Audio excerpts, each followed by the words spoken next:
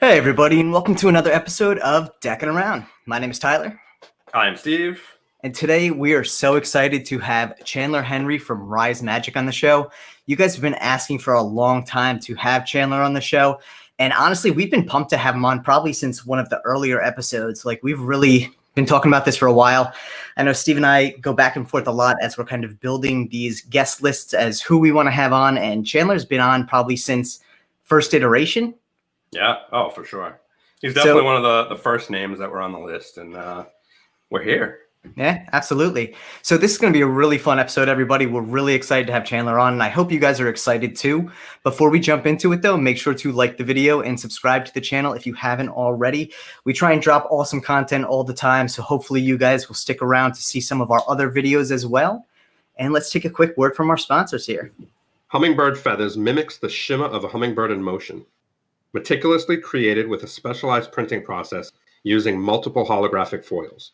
Stunning tuck design and sculpted embossing with master letterpress creation. Featuring limited, standard, and gilded 3-deck sets. Pre-order yours today at marvelousdecks.com.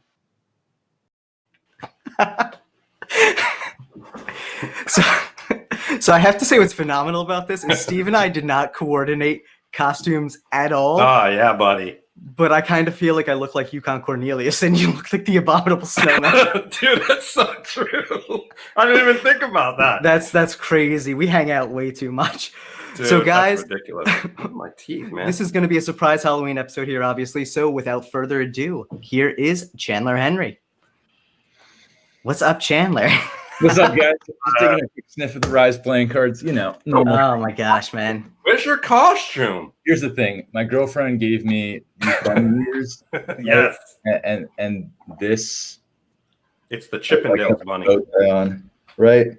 She was Nice. going to wear it to, she's a teacher. She was going to wear it to work, but I guess I get to Nice. reuse it. So we're going to let Perfect. it sit for about 15 seconds, and then it's getting removed immediately. There you go. But you know what the cool thing is, though? Once you wear it, the damage is done, so you can wear it as long Oh, as yeah, you want. the screenshot's already there. The screenshot's already there. That's I love it. The memes are happening, that's for sure. jeez. So Chandler, how have things been for you in general, man? I mean, I know you've been actually coming out with some really interesting content on your channel. For anyone who doesn't know, and if you're here, I don't know why you wouldn't know this, but Chandler has his own YouTube channel with his brother Grant, Rise Magic. Absolutely phenomenal channel. If you are not subscribed to that as well, go check that out right now. We'll drop a link to that below after the video in the comments. But how have things been for you, man? Obviously, YouTube is not your main kind of thing, but how's life been treating you in YouTube, in work, and everything? Really, I'm just staying really, really busy. That's all it is. Rise playing cards released, what's today? End of October. So like they've been probably, everyone who ordered originally has had them for a couple months now. Still dealing with, getting them out to everybody because like, international shipping and stuff like that. But Crazy time right now. Still pumping out the weekly YouTube videos, obviously doing my full-time job in film, but everything's going great right now. I'm excited for the future of YouTube because growth is just continuing to happen. Just coming up with new ideas and making cool content.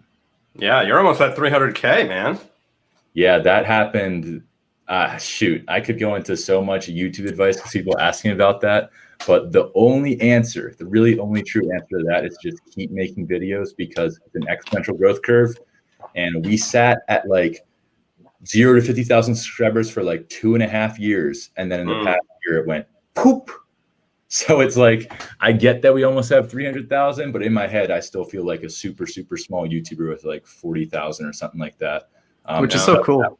That was it's happened so quickly, Yeah, it's crazy. I mean, we're sitting at about 1,200 right now. And, hey, the hardest subscriber goal to hit is 1,000. I promise you that. That's the hardest one. To go from 0 viewers to viewers is the hardest thing to do on the internet. Once you get that, it's an exponential growth curve. So, We'll have to definitely pick your brain on some beta on how to, create some Rise Magic in our yeah, of course, in our channel. Hopefully I can send some homies over this direction. There was a few guys who messaged me and were like, oh my gosh, you're going to be on Deckin Around. So I know there's already some crossover between our communities. Yes, we're kind of a big deal now, you know. Yeah. Oh, yeah. Especially with these, you know, people are gonna come over and they're gonna see the thumbnail of this and gonna be like, I am not going to watch it. Yeah, you can use my 20 years one. Oh my god, dude. This is also like Steve wouldn't tell me what his costume was completely, and this was completely off the cuff on my side because I was like, oh man, I was gonna be a pirate, and then I just didn't do that. So I was like, I can be a lumberjack because I already have a flannel and a beanie, so we're good. And yeah, this worked out. Dude, no, we totally look like Yeah. we planned this anyway. I know. For sure. I promise you, anything that happens on this channel is very rarely planned. So This is very true. That's the best. absolutely, we try and keep an organic show across the board, and it seems to work out for the best every once in a while. But enough about us. So, what are your Halloween plans? I've got like a Halloween party with some of my college friends on Saturday night. I Nice. think I'm gonna go as, you know, I'm glad that none of my friends really watch the stuff I put on YouTube. They won't see this. None of my real life friends. So I'm going as Darth Maul. My girlfriend paint my face, you know, the Darth Maul black and red, and spike my hair up, the double bladed lightsaber. You know, we had this couple costume idea, right? And I was thinking, all right, my girlfriend's name is Whitney. I was like, I'll go as Darth Maul's torso, and you go as his legs. In half. And I was like, man, that would be so good if we could pull it off. But that would be awesome. That would be cool. Are you gonna put some pictures up on your page? Too. You gonna do a video on it so we all get to see it? It's not gonna happen. It's just too logistically impossible, you know. And I'm talking about the Darth Maul. Oh yeah, Darth Maul. It'll be a social media picture or something. But nice. The couple's costume is not working out. Yeah. Well, you know what? You always have to get super creative. It's an idea for next year, though. You got the time to figure out the logistics this time if you want. Yeah. I mean, you have a year to figure it out. Definitely a lot of work into that, though. I feel like that's a custom costume for sure. Oh yeah, that'd be tough to pull off. I was like, part of me wanted to like go full out and order one of those like $600 like ultra sabers and like just show up to the party in like the darkness, you know. That'd be so sick. But, yeah, that's the danger with Halloween. It's not now. Dude, that's how, like, if you ever go look at like Amazon for Halloween costumes, and it gets me every year. It's like you're scrolling down, it's like, oh, $30, $800, and you're like, who's buying this $800 costume? Like, yo, all right. So seriously, fun story. When I was first building the studio, I was like, all right, I need some cool decorations, and obviously, big fan of the Marvel movies, huge fan of Thor, and I ordered a $320 Stormbreaker full-size replica. That's like Thor's axe. Nice. It wasn't like a 3D printed plastic thing. This was made out of wood and metal. Oh, like man. a Stormbreaker axe, and I was going to like mount it on the wall. And when I ordered it, they were like, "Oh, it's on back order, so it won't be there for 2 months." And I was like, "You know what? That's all I needed to rescind that order." Like the common sense hit me back, and like, let's not do the $300 on the Thor axe. Yeah, it would have been a nice axe, but you would have looked at it every time and been like, "Man, what was I thinking?" I don't know. Nah, it would have been cool to have on the wall, dude. It would have been really cool to have on the wall, right behind you. Right behind you. There, Stormbreaker. I agree. See, stuff like that, I'm always like hit or miss on. Like, I used to love collecting like swords and stuff when I was like younger that I had on my wall. But now, like, once I moved, they're in a box, and I'm like, all right, now I got to figure out somewhere else to put this. Like, at some point or another, like, you have to find room for all the things that you sometimes question why you bought. And especially as you get older and into a more like adult home, and it's like, oh, you can't have an axe over the couch in your TV room. Right. I mean, you can. You can just say it's to protect your girlfriend. You know, An actual weapon. There you go. But baby, it's here to protect us. Yeah, it'll be good. It'll be all good. Damage. Yeah. You hope you don't want to wield a $300 axe and it break when you hit someone with it. Yeah, you never know. Not built for combat. They're definitely not. They're never sharpened. So that's the thing too. If you do get it, you got to figure out how to sharpen it to make it useful. So true. I'll just become a blacksmith and make my own. You know, that's that's always like a hobby that I always look at. And I'm like, man, that looks amazing. But then I'm like, yeah, absolutely looks mind blowing. But then like you're like, all right, well, where am I gonna put like a forge or like? No, there's part of me for YouTube that always wants to like just because like obviously the theme of the channel is like cardistry and magic, but just wants to do like one-off tutorials that are like so off topic. Like a couple years ago, I did a tutorial that was like how to breathe fire. Like, you know, That's awesome. I learned how to breathe fire, and I'm like, that was just how to become a blacksmith, 10-minute tutorial. It's been the last 2 months becoming a blacksmith. Here's how to forge an axe. Dude, you know what you could do? You could do a video kind of saying this is how you forge an axe, and it could be like your revealed video. Your magic revealed. Oh yeah. Just like some BS explanation. Yeah, I think that'd be brilliant. You could use like I don't know, your oven or something. You like put it all together, and at the end you pull out like a perfectly store-bought like hatchet. Just put coal. Just put some coal or wood burning in the bottom of your oven, and you'll be golden. Yeah, exactly. And you don't need to wear gloves. Just grab the metal. Just grab it right out. It'll help form it to your hand. You know? Yeah, I mean, we used to play catch with hot coal. As long as you go fast enough, you can't feel it. Man. That would actually be a good one to do. Is walking on hot coals. That's I remember MythBusters back in the day did that, and it's awesome. Is that show still on? No. But that was my childhood for sure. Yeah, mine too. Like, stuff like that is what pointed me in the YouTube direction. So that was a huge part of my childhood was MythBusters and shows like that. Yeah. They really did start a whole different kind of like trend with the way you learn things. Like the idea behind it was so educational, but like while you're watching it, you never really would have thought about like how much you're actually learning from it in a fun way, which I always thought was so cool. No, for sure. It's like that whole you can kind of learn anything. All the information is out there. Just like what you choose to do with it, you know? Mm-hmm. Absolutely. And so, you kind of mentioned that was part of the motivation behind you getting into YouTube. Obviously, your channel's been around for a while. It's grown over time. We talked about this a little bit earlier, that it really gets exponential once you get there. But what was that first kind of motivating factor for you where you or your brother and you were kind of just like, let's start a YouTube channel? Honestly, there really wasn't any motivation to do it for magic. We had an Instagram. Our Instagram page was around years before YouTube, and we'd put magic stuff up on there. And then I got this is a whole nother story to get into, but I got really sick one year for college. I had to drop out, and I had all these videos that we made for Instagram. I was like, I'll just make a compilation and put it on YouTube. And then ever since then, I haven't missed a week. So it's been once a week since then. So cool. I dropped out. I had nothing to do. I was getting really into video editing. So I was like, let me piece together a video every week. And that's it. But in terms of the content I consume, I've been a huge YouTube guy for my entire life. Like all I watch is YouTube. So I did always want to make a channel. I just never really knew what it was going to be on. And then the magic thing just sort of happened. So what's your sorry, go ahead, Steve. I can hear echoing.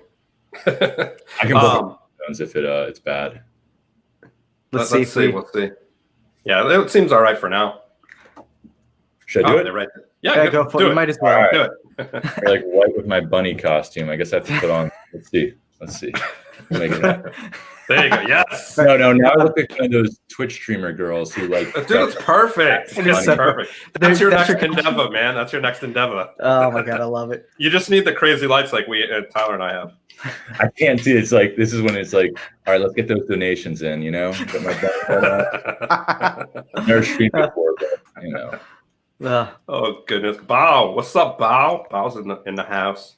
Is that Bow magic for me? Yeah, It is Bow magic. There you go. magic. See, Bow supports your costume, so there you go. You have to wear it. Bow wants your costume on. So we just, amazing. Obviously, you kind of just fell into the whole YouTube thing. Where did you come up with the name Rise Magic?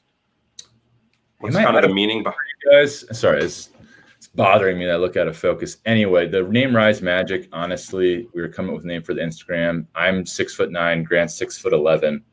Dang. Yeah, so you guys are the complete opposite of us. Yeah, we're both literally like 5 foot. Hey, I'm like 4'6". He's like 4'3". Hey, well, the internet evens everything out. You'll never know. Exactly. Good point. Yeah. So the name just kind of came from that. We're like, all right, Rise Magic. It really wasn't too complicated at the time, and we didn't really think it would become anything at the time. We just wanted like some quick name because it's funny that like obviously my career isn't magic, but all of like my experience performing like paid gigs as a magician, which we used to do a ton of, it was done years before YouTube. Like I haven't done something like that in a couple of years. Like I still perform magic all the time, but there was a point in my life where like Grant and I were going out like as a gig, like as a show, like to parties and stuff. And that was all before YouTube. So we have experience in that area, and it's kind of like YouTube kind of took over that part of our life. If that makes sense.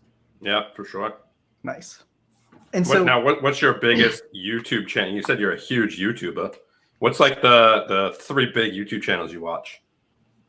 Channels I watch the most of. There's so many. Oh man, I'm a big Joe Rogan fan. Love the Joe Rogan. Nice. Agreed. Obviously, work in the UFC sphere and stuff like that. So, but he's just incredible with the guests he brings on. Favorite channels. There are some that like don't make videos anymore that I love so much. But like Bro Science, you ever heard of Bro Science?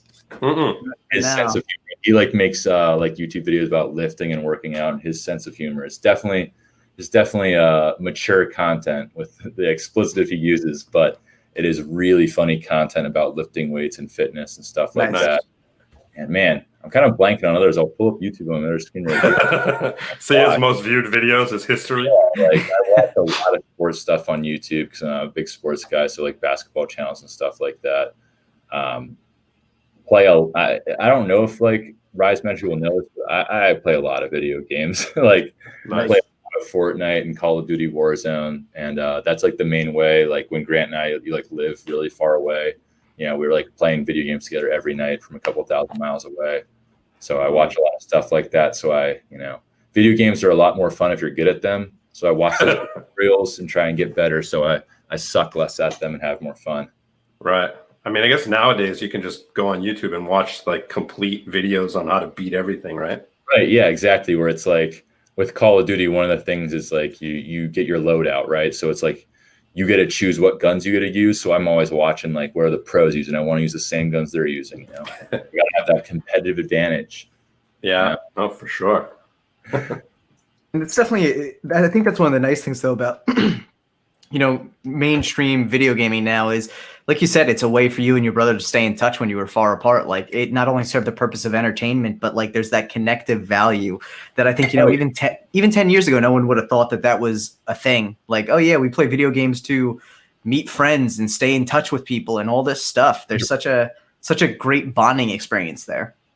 Yeah, it was actually one of my friends we were talking about the other day, and he was like, video games for our generation is the new golf, especially with COVID, where it's like, when people talk about how, there's so many business deals and business meetings that take course on a golf course, because you get to hang out and have a good time with people. And for me, especially with what I do for work, it's like I'm working with an athlete in the NFL, and like we both just start talking about how we play Warzone, and then next thing you know, we're playing Warzone together. Talking about stuff, and like games like Fortnite and Call of Duty, they're battle royales, right? So how the game flow works is there's going to be times in the game where there's like nothing happening and you are just hanging out. And so it's like, it really lends itself into just having a really like conversation, like social format, if that makes sense. So you're kind of just like, my girlfriend, she's like, you always play with them at night. And I'm like, here's the thing. For girls, if you want to keep in touch with your girlfriend, you call them. Right. You don't do that. Right. Yeah. Like, you don't just call your guy friend and talk for 2 hours. Like you gotta do something cool. You gotta like go hiking or play some video games. You gotta do something and then talk. You can't have the main focus being talk. Yeah. We're still masculine. We can't do that. It's crazy though, because I think, video games is a way for everybody, because it doesn't matter who you are, right? It doesn't matter if you're whoever. We have famous people now, especially during COVID, who are literally sitting on the damn computer playing video games with, average people. And, I say average people, but we're all average people. But it's really, it's just an environment where it doesn't matter who you are. Everybody just comes together and does what we've all loved as kids, Yeah. It really evens the playing field, like you're talking about, where like if I want to go play basketball with people, it's like, all right, I'm 6'9". I played really competitive at one point in my life. Like the playing field is not even if I'm playing against someone who's 5'2". It's not like it's just not even playing field. But if we both hop on a video game that we've never played before, it's an exactly even playing field. You know? 100%. I will F you up on Fortnite. I don't care how tall you are. Yeah, exactly. I get dunked on Fortnite all the time, just not in real life. Right. There you go. Dude, that is too funny. And yeah, I think that's one of the cool things about it. Like you said, video games, everyone does have I think to some extent, everyone has the same ability as well to progress to higher levels. Like obviously, once you get to really competitive levels, things like reflexes and how much time you devote into it do come into play. But like at a non-professional level, there are people who crush at video games who literally just do it for fun. And anyone can get to be that good. You also have on days and off days with it, which is crazy. Yeah. I've definitely thought about streaming like on YouTube, so with our subscriber base. But one, I couldn't do games like Warzone or Fortnite because I'm not good enough at them. Like we don't win that much for us there to have a great time. And two, it's kind of like an escape, if that makes sense. Like hanging out with my friends, and if we start, like I was talking about how it's like how you catch up, So it's like you take away that ability to like just kind of hang out with your friends because now it's being broadcast, and I'm like, oh well, we can't talk about that really serious issue going on in your life right now while like undergoing fire. Oh, shots northwest. Let's get behind the bush. What, losing your job? What were you saying about your mom's gonna die? Yeah. And Twitch chat's like, oh my gosh. Like, sorry, this is how we talk. Shots northwest. Oh my God. And it's very true. And I think the funny thing about it too is with the whole idea of streaming on YouTube, like you said, you're not that good at it, but there are some streamers out there who do phenomenally well for themselves and have a huge fan base, not even because they're good at the game, but because of the personality and the experience they bring to it. And I think, look at the top 10 gamers in the country at any given point in time. Not only are they phenomenal at what they do, but they also have a very distinct eye-catching persona, which also comes through when they stream, because no one wants to watch the best streamer in the world sit there and not talk to anybody and just play a game. Like we won't make this a video game podcast really quick. Most famous Twitch streamers are not the best players. Like they're not. Like the big one everyone knows is Ninja. He's by far the best Fortnite player. Don't get me wrong, he's extremely good, but he would get dunked on by the best Fortnite players. He's just the most popular because of who he is, Yeah. Right. He has the mix of being decent at the game because, if you tune in to watch me play Call of Duty, you're going to watch me miss shots, yell at my teammates for not being with me, die, lose, and win like 1 out of every 15 games and get really excited. That's what we're in for. There you go. Dude, no, I get it. I play Counter-Strike Go all the time, and I literally had a day the other day where I was just on fire, and I'm sitting there the whole time. I know. I'm like, this is phenomenal. I'm like, if only it wasn't just once a month. Like, it was a great day. And then I kind of start to sit there, and I'm like, maybe I'm just playing with a whole bunch of people who are just really bad, and I'm just kind of good. So that's where your mind goes with it too. You're like, this was so great. But like, and I think that's part of the fun of it though too, is the fact that you're not turning it into like a responsibility. Makes it so much more laid back. So when you do have a great time with it, like you're always having a great time with it, but when you really have a great time with it, it's a blast. Yeah, you can say things, you can make jokes. It's freedom. You're having fun, and like there's always those nights where you stay up till like 5 a.m. It's such a cliche where it's like those nights you'll never forget with the boys. But like with COVID and everything, it's like we couldn't. That's what video like. I wouldn't even consider myself a gamer. Like for me, it doesn't even really matter what game I'm playing. It's who I'm playing it with. Absolutely. And, just the ability that like I could be in Texas and Grant could be in New York and our cousin Tyler is in Philadelphia and my other friends in California, and we're all together having a good time. Like 20 years ago, like I probably don't even have a relationship with my friend in California anymore. Because that's because you wouldn't call him. Yeah. That's because you wouldn't be like, hey bro, I want to talk for a few hours. No, you would never do that. You would never do that. No. Oh my God, that's too funny. Now, and I think, that's one of those things that the internet in so many ways has enriched our lives, whether it be video games, whether it be YouTube for entertainment, YouTube for knowledge sharing, or just the ability to reach out to people and meet new people who you're interested in all the time, like about whatever topics, obviously being big into Magic and Cardistry, I'm sure you get people all the time who you've never met who reach out and want to talk to you and get to know you because of that shared interest. You guys. Yeah, I mean, very true, very true. We are experiencing the magic of the internet right now. I've never met you guys. We share a common interest, and now we're here being friends. Yeah. And I think it's amazing. And I think that's part of I mean, I can tell you hands down that's Steven, my favorite part about this show is building the friendships with the people who we have on and getting to know them better. And that's part of what we try and obviously bring to the audience as well, is that human side of everyone who we kind of look up to in the community. Because at the end of the day, like you said, you like to spend your nights sitting there playing Modern Warfare. I'm sure a ton of people in the chat are like, hey, me too. Yeah.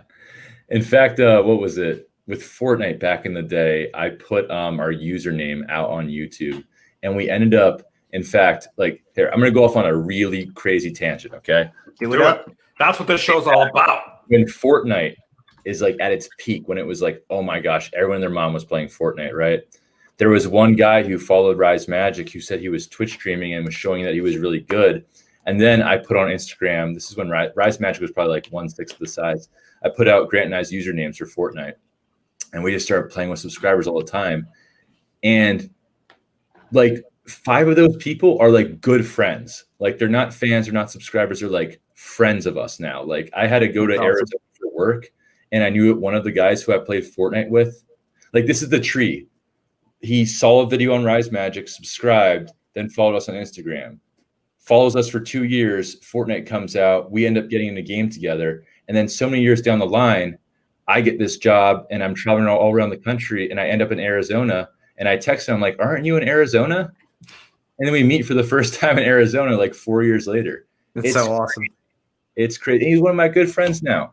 It's so weird how this all works. It really is. Like, I don't think anyone would have expected like the way you can build a relationship now. If you'd like told them 20 years ago that like, oh yeah, people are going to meet because of the internet and build relationships with people who they've never met, and then years down the road finally meet. And it's like, it's crazy. Yeah, there was, it's because one of the guy who was talking about Arizona, like I was in Arizona for work and I was filming a thing and I needed a drone. Like I was going to rent one. And the friend who had in Arizona had a drone. And I was like, hey, do you want to just stop by and I can use your drone? And he was like, sure. And one of the guys used to work at my company, not my company, but the company I work at. One of the guys who used to work there, he was an older guy, and he was like, you've never met this guy who's coming? And I was like, yeah. He's like, how do you know? And I was like, I've been friends with him for 4 years. He's like, you've never met him? And I was like, yeah, I'll be fine. He's like, he's going to like come here and kill everybody. And I was like, no, it's fine. You know, that's that like 1990s internet mentality. Like, don't give people your address or tell them your real name because they're murderers. And you're like, right. Nah, like nowadays, like that's 90% of the interaction with everybody. Like, I mean, I'm sure with your job, it's a lot different because you're doing a lot of on-site work. But like for the majority of people in, I'd say the world right now, so many people are working from home that it's like 99% of your communication with people is through a screen or through email or text message. Like, we've now been almost forced to acknowledge the fact that communication over the internet is just the same as communication in person. Yeah, there might be a little bit lost here and there depending on the form, but like it's a whole new world now. No, in person will always be superior, but the reality is that it's not always possible. And of course, I would much rather. In fact, one of the problems that we've come into, to circle back around to Rise Magic and stuff, is one of the problems that Grant and I have had is, since we like live apart and we're never together and we play video games, it's like when we do hang out, we're always like, oh my gosh, we need to film like 15 Rise videos of us when we're together. And then we just like end up hanging out the whole time and having a great time in person. We're like, shoot, we didn't film. We never see each other, and it's like that in-person time is so valuable, but it's just not always possible, Yeah. I'm gonna actually date us three and probably people in the chat. I remember watching Pee-wee's Playhouse and him walking into the booth and seeing on video whoever it was that called him, and it was video, and he was talking to them. And I remember being like, oh my God, this is like the future. This would be amazing, and then obviously Skype came out and everyone was like, obviously being able to do it. And I was just blown away that Pee-wee did this first, There you go. It's just crazy that, we could literally, like you said, I mean, now people can play games together and, be able to see each other while they're playing games and talk. And even what we're doing right now, it doesn't, like, it's crazy. Yeah. You make friendships and like, do you guys know Nick Stumphauser by any chance? He works with the Orbit crew.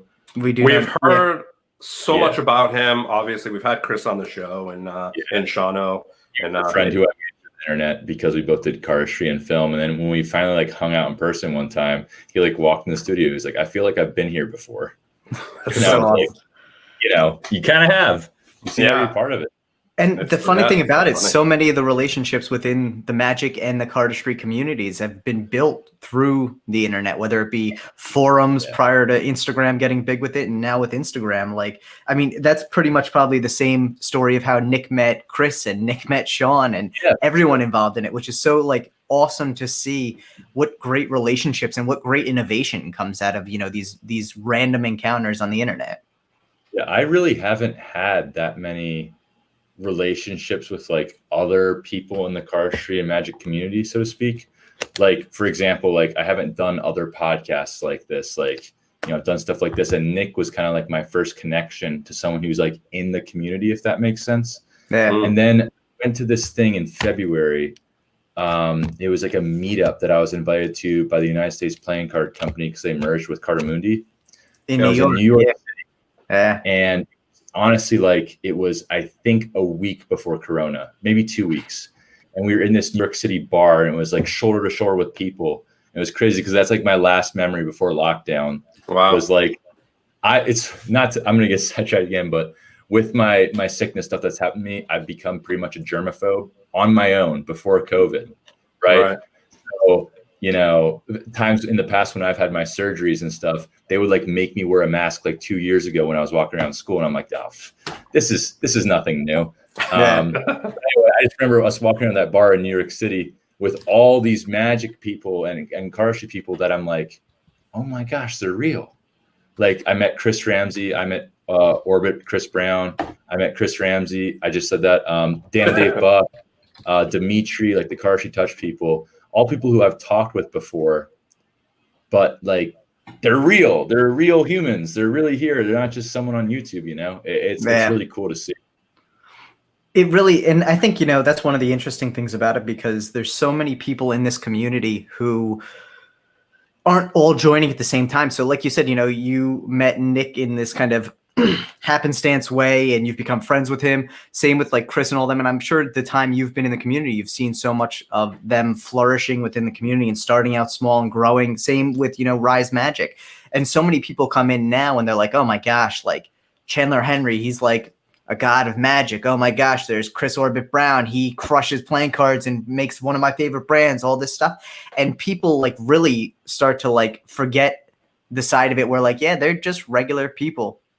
Yeah, you know? for sure. I mean, even sometimes like on the business side of what we do, like the business side, which honestly, I view myself as a businessman, but I don't really like that side of it because it kind of takes away from the fun in a sense. Let's say, for example, like when sponsorships come in with playing cards and I'm negotiating like, okay, how much does it cost to feature your deck on our channel and stuff like that? Yeah, it's very hard for me to do that negotiating. Because in my head, I'm like, 2 years ago, I would be like, you're sending me a free deck? Yeah. And all I have to do is make a video on it, which is something I love doing. Send it. And now I have to be like, okay, but for business, not even if I don't want, like, you need to like respect yourself and have, you know, your the whole business acumen part of it. But it's crazy because it's like, it's not that long ago where I would be like, yes, send everything. I will do everything for free, you know, just that excitement of the community because it's something that I love doing. Right. And it's like, even if someone was like, you know, we won't pay you, but we'll send you a deck of cards before it releases, I'd be like, let's go, send that. Well, it's, I think the crazy thing about it is, you know, when you were first starting out, you know, there's two things. You have a lot more time on your hands to create that stuff, you know, so when you're getting it, you have all this time, you're trying to create content for your channel and, you know, put that information out there and stuff like that. But as you get bigger and busier, your time becomes money. So, and I think it's more so, and I'm sure there are times where you do it for free still, because just that's how creatives work. Right. And, but on the other side, you know, there needs to be that business aspect of it as well, because your time is money. And if you're, you know, taking your time and using it for this thing, you're taking it away from your thing, you know, and a lot of people don't understand that. So you gotta do it. That's honestly something that I probably needed to hear, because it's like, geez, I don't want to be here and be like, oh my gosh, I'm so busy, because I have this weird I don't think anyone's really busy. It's just what you prioritize. Yeah. So I'm always doing stuff. I'm always traveling. I'm always filming, always creating new stuff. But there's a reason why there's still a Rise video every week, no matter what the situation is. It's a priority. So I'm not too busy for a Rise video. Yeah. Rise videos go over sleep. Like, there's got to be one every week, no matter what. It's a priority. So I'm not too busy for it. But when it comes to prioritizing what you work on, of course, like if I am busy, then the person who's paying me is probably going to get priority. Yeah, no, for sure. Well, and it's an easy way to help you, prioritize without having to really sit there and hem and haw over like, oh, what is the most important?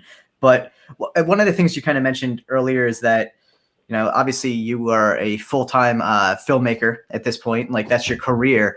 Did you always know you wanted to get into film, or was Rise Magic kind of instrumental in that epiphany, we'll say?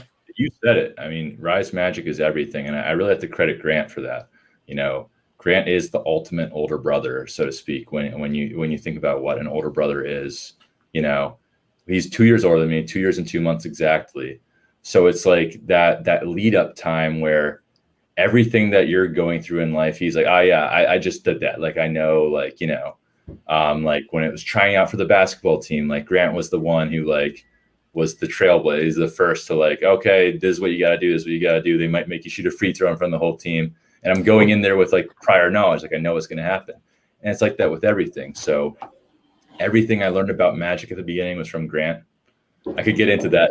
It's a funny story how I actually got into magic with Grant, but Grant teaches me magic. And then when it came to filming videos and editing videos, when we had those like school projects in school where they were like, you can write a paper or you can make a video. I was always going, let's make a video, and take out your phone and just make a silly video. Nice. So I always had like the basics of video editing down on like Windows Movie Maker and stuff like that. And then I don't know, I guess it was like I don't want to say I have an eye for it, because that sounds a little conceited, but like I always did really care about the visuals of how things look just naturally, as and then Grant and I were doing YouTube together, and we were using our phone. And then he bought us a camera that we both used. And then when he got a job and had to move away, he actually bought me my first camera. So Grant bought me my first camera, and that first camera I had for 3 years. It's what I made all my films. It was a Sony A6300. If anyone ever asks me what the best beginner camera to get, that'll be my answer forever and always. It's such an amazing camera. And that was responsible for like the first YouTube videos. And then as YouTube progressed and I started learning more and more about editing and making the videos look better, like if you want to get into anyone watching like film and stuff like that, and you really like the ways my stuff looks now, just go watch a Rise video from 2 years ago. Like I did not used to, it was not that great, like it's you grow and you learn by making more content. And I, kind of by like forcing myself to make a new video every week, that's how my skill level increased quicker, because I'm always editing, always filming, and always growing. And then I want to say the summer going into my senior year of college, I think we had about 40,000 subscribers on YouTube, and I thought that the video quality was like really getting there. Like this looks really, really good. And I thought, maybe I could get a job in this stuff. But we all know here, this isn't a newsflash to anybody, but this topic that we're talking about, magic and cardistry, it's a very niche topic. Yeah. Like this is not that popular. Like in our community, we support each other, and it's a tight knit community. It's just not big. Right. So I thought that it's not like I'm going to be able to get a job in the movie industry by showing them a Rise Magic video, So if I want to progress and if I want to show my skills, I need to do something for real. I need to make something that's not a YouTube video. So I had a friend who went to high school with Joe Pfeiffer, and I knew he was becoming a pro mixed martial artist fighter, a pro MMA fighter. And I was like, you know what? This summer, I'm not going to get a summer job. I'm going to do YouTube. At that point in time, YouTube was making not that much money, but enough money where I could be like, I'm not going to get to somewhere where it was like, okay, because like I am, making a little bit less than minimum wage for YouTube, So I was like, I can pull it off. And then I spent the rest of my time following him the whole summer, making a documentary on his life. It was a friend from high school. That's awesome. And then the whole summer culminated in like his fight that the whole documentary was about. Praise the Lord, he wins his fight. That was the most nervous I've ever been in my whole life because he's been the whole time working on something, and it really all culminates in him winning. Please win the fight, not for you, but for my video. And I made the documentary and released it, and I was still doing YouTube. It was in my senior year of college, and I'm going to tell a quick story real quick, just because the most important thing that I want, like, not to get too deep for YouTube, is like, I do want to like inspire in a way of like, if you are younger than me and you want to get going this way, like this is what you have to do and this is how you have to do it. So I made this documentary and I released it not on Rise Magic, but on my YouTube channel. I did a giveaway on Rise Magic that was like, hey, you want to take a cars, go watch my documentary. And it got like 10,000 views, but I was in school for video editing and video broadcast. So my classes were like, anchoring a news show and stuff like that. I was like the guy who's like, good morning, San Diego. And I kept asking one of my teachers, can you please watch this documentary I made? I think it's really good. And he would never watch it. I emailed every single one of my professors and was like, can you watch this that I made? Maybe I can enter it in a competition. And every single one of them, like, just completely ignored me. I'd ask them in person too. Very frustrating, very bad taste in my mouth. And then one teacher mentioned in class, he was like, yeah, I have to take a flight to Vegas. In class, I take out my SD card, burn the hard copy of the documentary to it, and walk up to him like, hey, here's your in-flight entertainment. Here's the hard copy of the documentary. Watch it. So he finally watches it, and he's like, Chandler, oh my gosh, that was amazing. I can't believe I didn't watch it. And we entered in a competition, and it ended up placing second place in the country for documentary of the year. Man. That's amazing. It was awesome. And I was like, man, I'm glad I was pushy. Yeah. I believe in you. And pretty much finally, complete the story of how I became like a professional filmmaker. A sports agency found the documentary of my friend and they were like, wow, this fighter is incredible. We got to sign him to our agency. So they signed my friend because of the documentary and obviously because of his extreme talent. But like that's how they saw him. And then they needed a person to do their video and make films for them. And they were like, hey, that documentary was really good. Who did it? And he was like, my friend Chandler, and the rest is history. So I've been working at that company for like a year and a half now. And it's incredible. Like I can't say enough positive things about it. I mean, my job is really just flying around the country and making really cool videos for athletes in all sports. That's what so I love doing. Really fun. Yeah, I mean that there's you can't say it better than you just did. And like follow your dreams, work hard, and I'm not saying be pushy in a bad way, but be pushy enough because sometimes when people say no, it just means not right now, right? Yeah, and there's definitely a fine line between shaking someone and being like, watch my damn video, or just presenting it to them at the perfect time, you know? And I think, if you weren't, let's say, pushy, or you didn't believe in yourself and what you created, then you wouldn't be where you were today. Or maybe you would be, just you would have gave it to someone else and ended up in the same spot anyway, Sure. So where can we watch this video? If you just YouTube my name, Chandler Henry, my YouTube channel will come up. The documentary is called From Nothing, The Story of Joe Pfeiffer. I think it's definitely something I'm extremely proud of, but at this point it is almost 2 years old. So I'm like, I can do a lot better now. I'm still proud of what it was at the time, especially since I filmed it on like a $600 camera, and it's really like one of the things that I've preached on Rise Magic a couple of times when it comes to people submitting videos and stuff like that. I'm like, guys, your phone can take such good video if you know what you're doing. Like, you can't let like, oh, I want to start a YouTube channel, but I can't afford a camera. I was like, well, you're typing on your phone right now on YouTube. You can start a YouTube channel.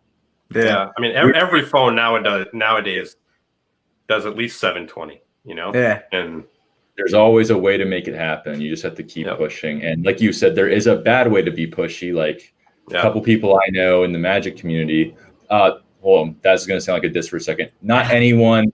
This is like people who I've met in person from when I used to like perform Magic at gigs, who are too pushy with like, oh, can I show you a magic trick? And they're like, yeah, I'm not feeling it. And they're like, are you sure? Yeah. You know, where it's like, okay, that's cringy. But in this situation, I was like, you're my professor. You're supposed to be helping me learn and grow here. Come on.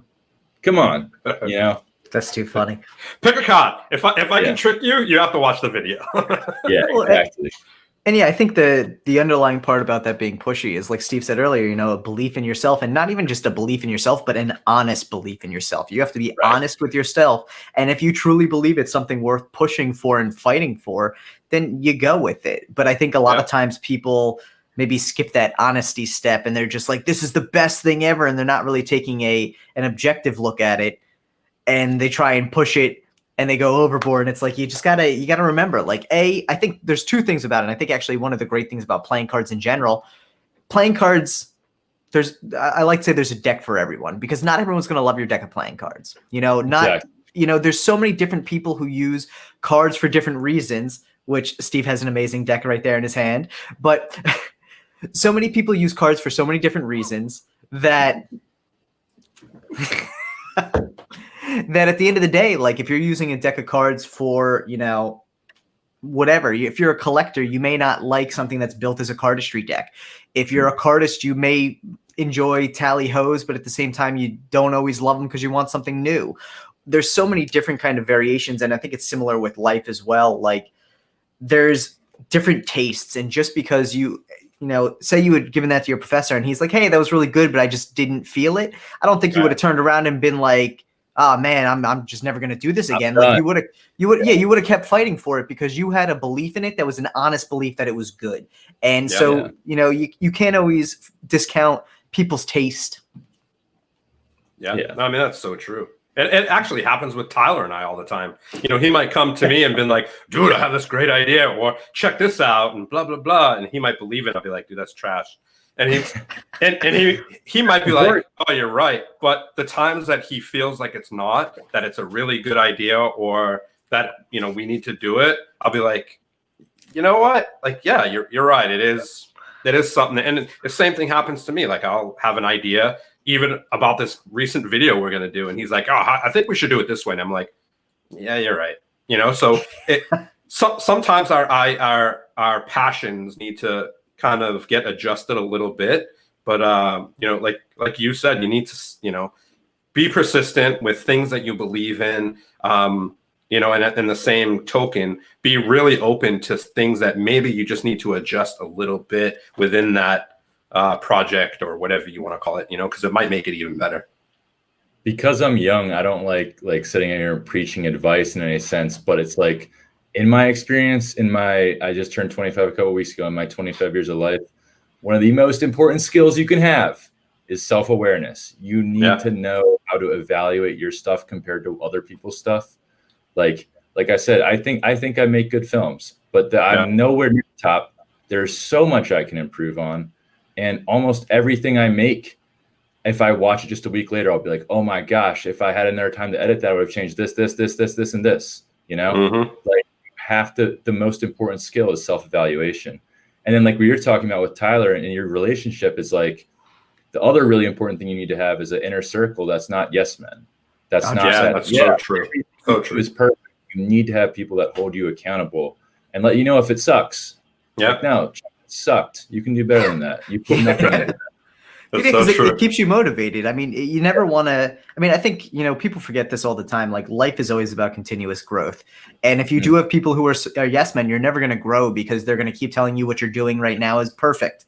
And nothing's perfect. There's always room for improvement. Even, you know what, even in 10 years, if you are one of the top 5, you know, filmmakers in the country, there's still room for improvement. Even if you're the best one in the world, there's still always room for improvement, because that's how you get to be the best. Is you, like you said, you're self-aware of the areas that you're maybe not as good or where you could do better. And you just, you focus on it. You're only the best at that time, right? And unless you up your game, number 2 is going to take that spot from you. So it's it's a never ending race, so to speak. Exactly. I know. You know what? Max just touched on this, and every single time you kind of bring it into I'll pull it up on the screen there for you. I want to say it, but we're in the middle of a conversation. Dude, is that like a 5-gallon jug? What's up with that? Okay. All right. So no, hold on. Before you even say, I know exactly what it is. It's because you hang out with UFC fighters and MMA fighters. That's what they carry around all day long. Okay, so I'll with my whole sickness stuff is a whole nother ordeal, but since I got sick when I was 16, so for 9 years now, I've drank nothing but water and like grape juice. So I drink a lot of water. I probably drink like 2 gallons a day. Wow. And I just recently got this. My girlfriend got for me her birthday. Happy birthday, by the way. Yeah, happy birthday. It was like 18 days ago. So it's not that recent, but like she got me this, and I use it all the time because I just don't have to fill it up as often because I drink so much. And what's funny is that people would say like, "Jerry, you drink so much water," because I would just use water bottles. How much do you drink? I'm like, I think I drink like 2 gallons. Like, that's impossible. No one can drink that much. And now that I have this gallon jug, I'm like, yeah, I drink 2 a day. I'm like, oh, all right. Crazy. Now, can you? I mean, I don't want to get too personal on you or anything, but are you able, I know you've talked about it several times in your videos, and I read probably about a year ago, maybe a little less. You did a Instagram post basically on your health and stuff like that. Can you touch a little bit on that? Because I mean, there was a chance that in the past that you wouldn't have been here today. So we're definitely blessed for that. Yeah, that when it comes to motivation, for really anything in my life, when I am doing well in health, it's just like, what it feels like to sit in a hospital bed, to be able to do nothing. So come on, go to the gym, go work out. Right. Your body can do it now. Go make that video, because there might be a time where you might not be able to anymore. But shoot, it's been going on for 9 years, so it's a really long story. But pretty much, I got a food poisoning when I was 16. It's called C. diff. It's a food poisoning that can kill you. It's pretty serious. At the time I was 16, 6'8", 230 pounds. Basketball was a huge, huge part of my life. Really thought I was gonna, who knows? Because I got sick when I was 16. But in my head, I believed that there was a chance I could have gone pro.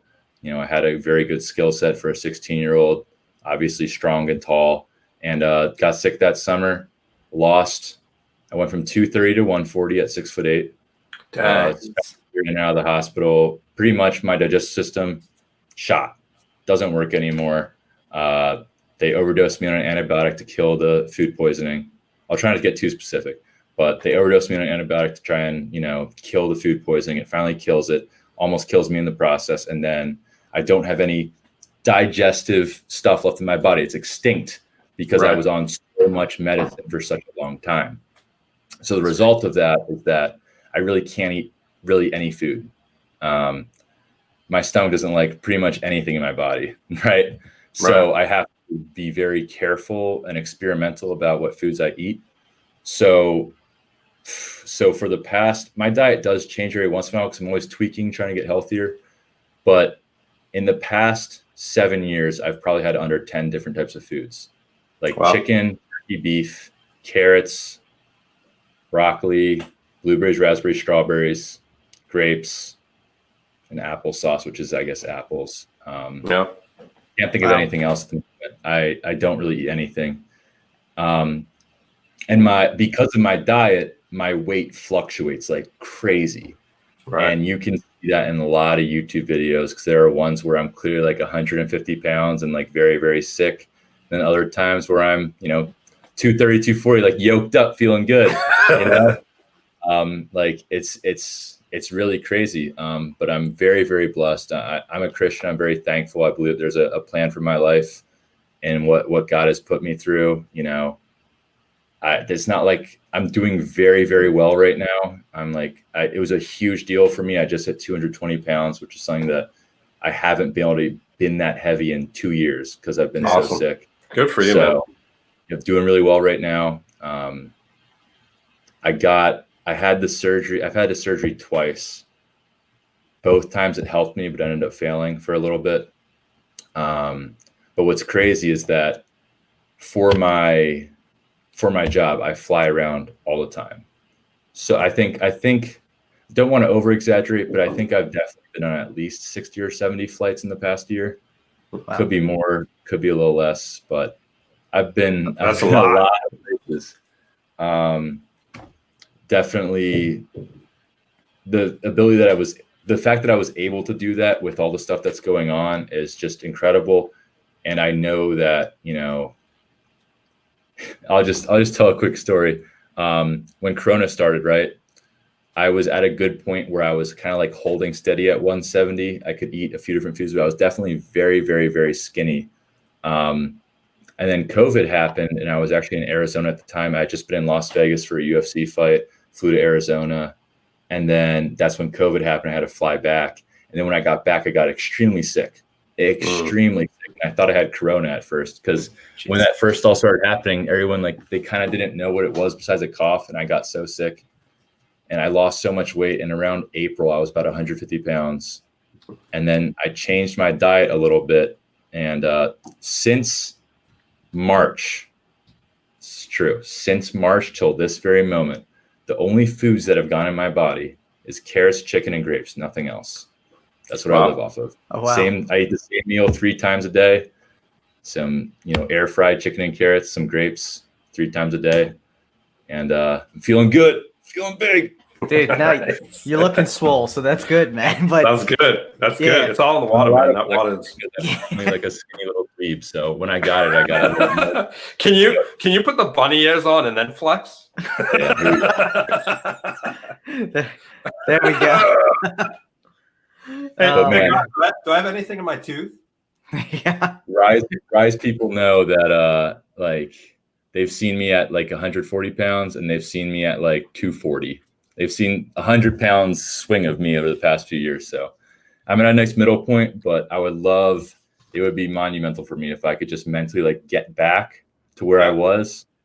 Because, man, like meeting so many like cool, famous athletes and like being like a shell of yourself athletically, where I'm like the tall guy who's really skinny. I'm like, dang, I wish I could have met this really cool, famous athlete when I was jacked.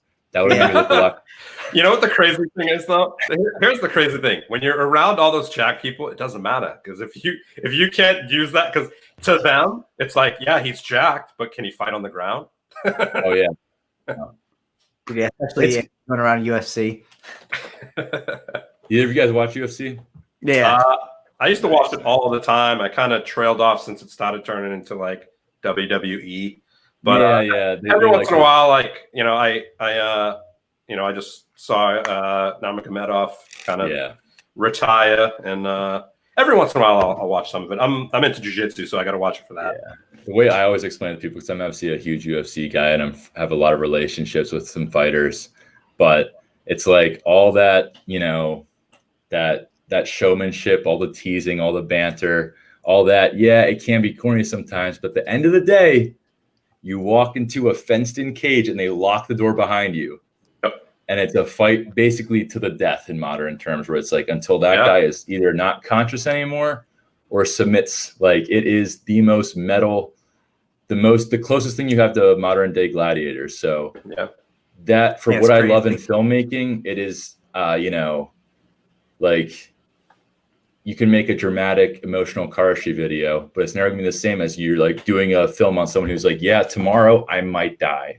Yeah. And I hope I don't. It's so true. It's so dramatic. And the great thing about it is I have a t-shirt. It's basically from a jiu-jitsu company. And on the back, it says, sometimes friends fight. And basically, it's not like Tyler and I, like, don't put up that thumbnail, blah, like stuff like that. Yeah. It's like, it's literally like your boys outside the ring. The minute you step in the ring, like you said, someone's going to die. You know, it's like, we're going to go full speed. I'm going to try to break your face, and, you know, but we get out of the ring and we're boys again. Yeah. And it's like the UFC fighters that I've been friends with in that, they're the nicest, most respect. I've never had one bad experience. Like, I think the fact that you carry yourself like that, and like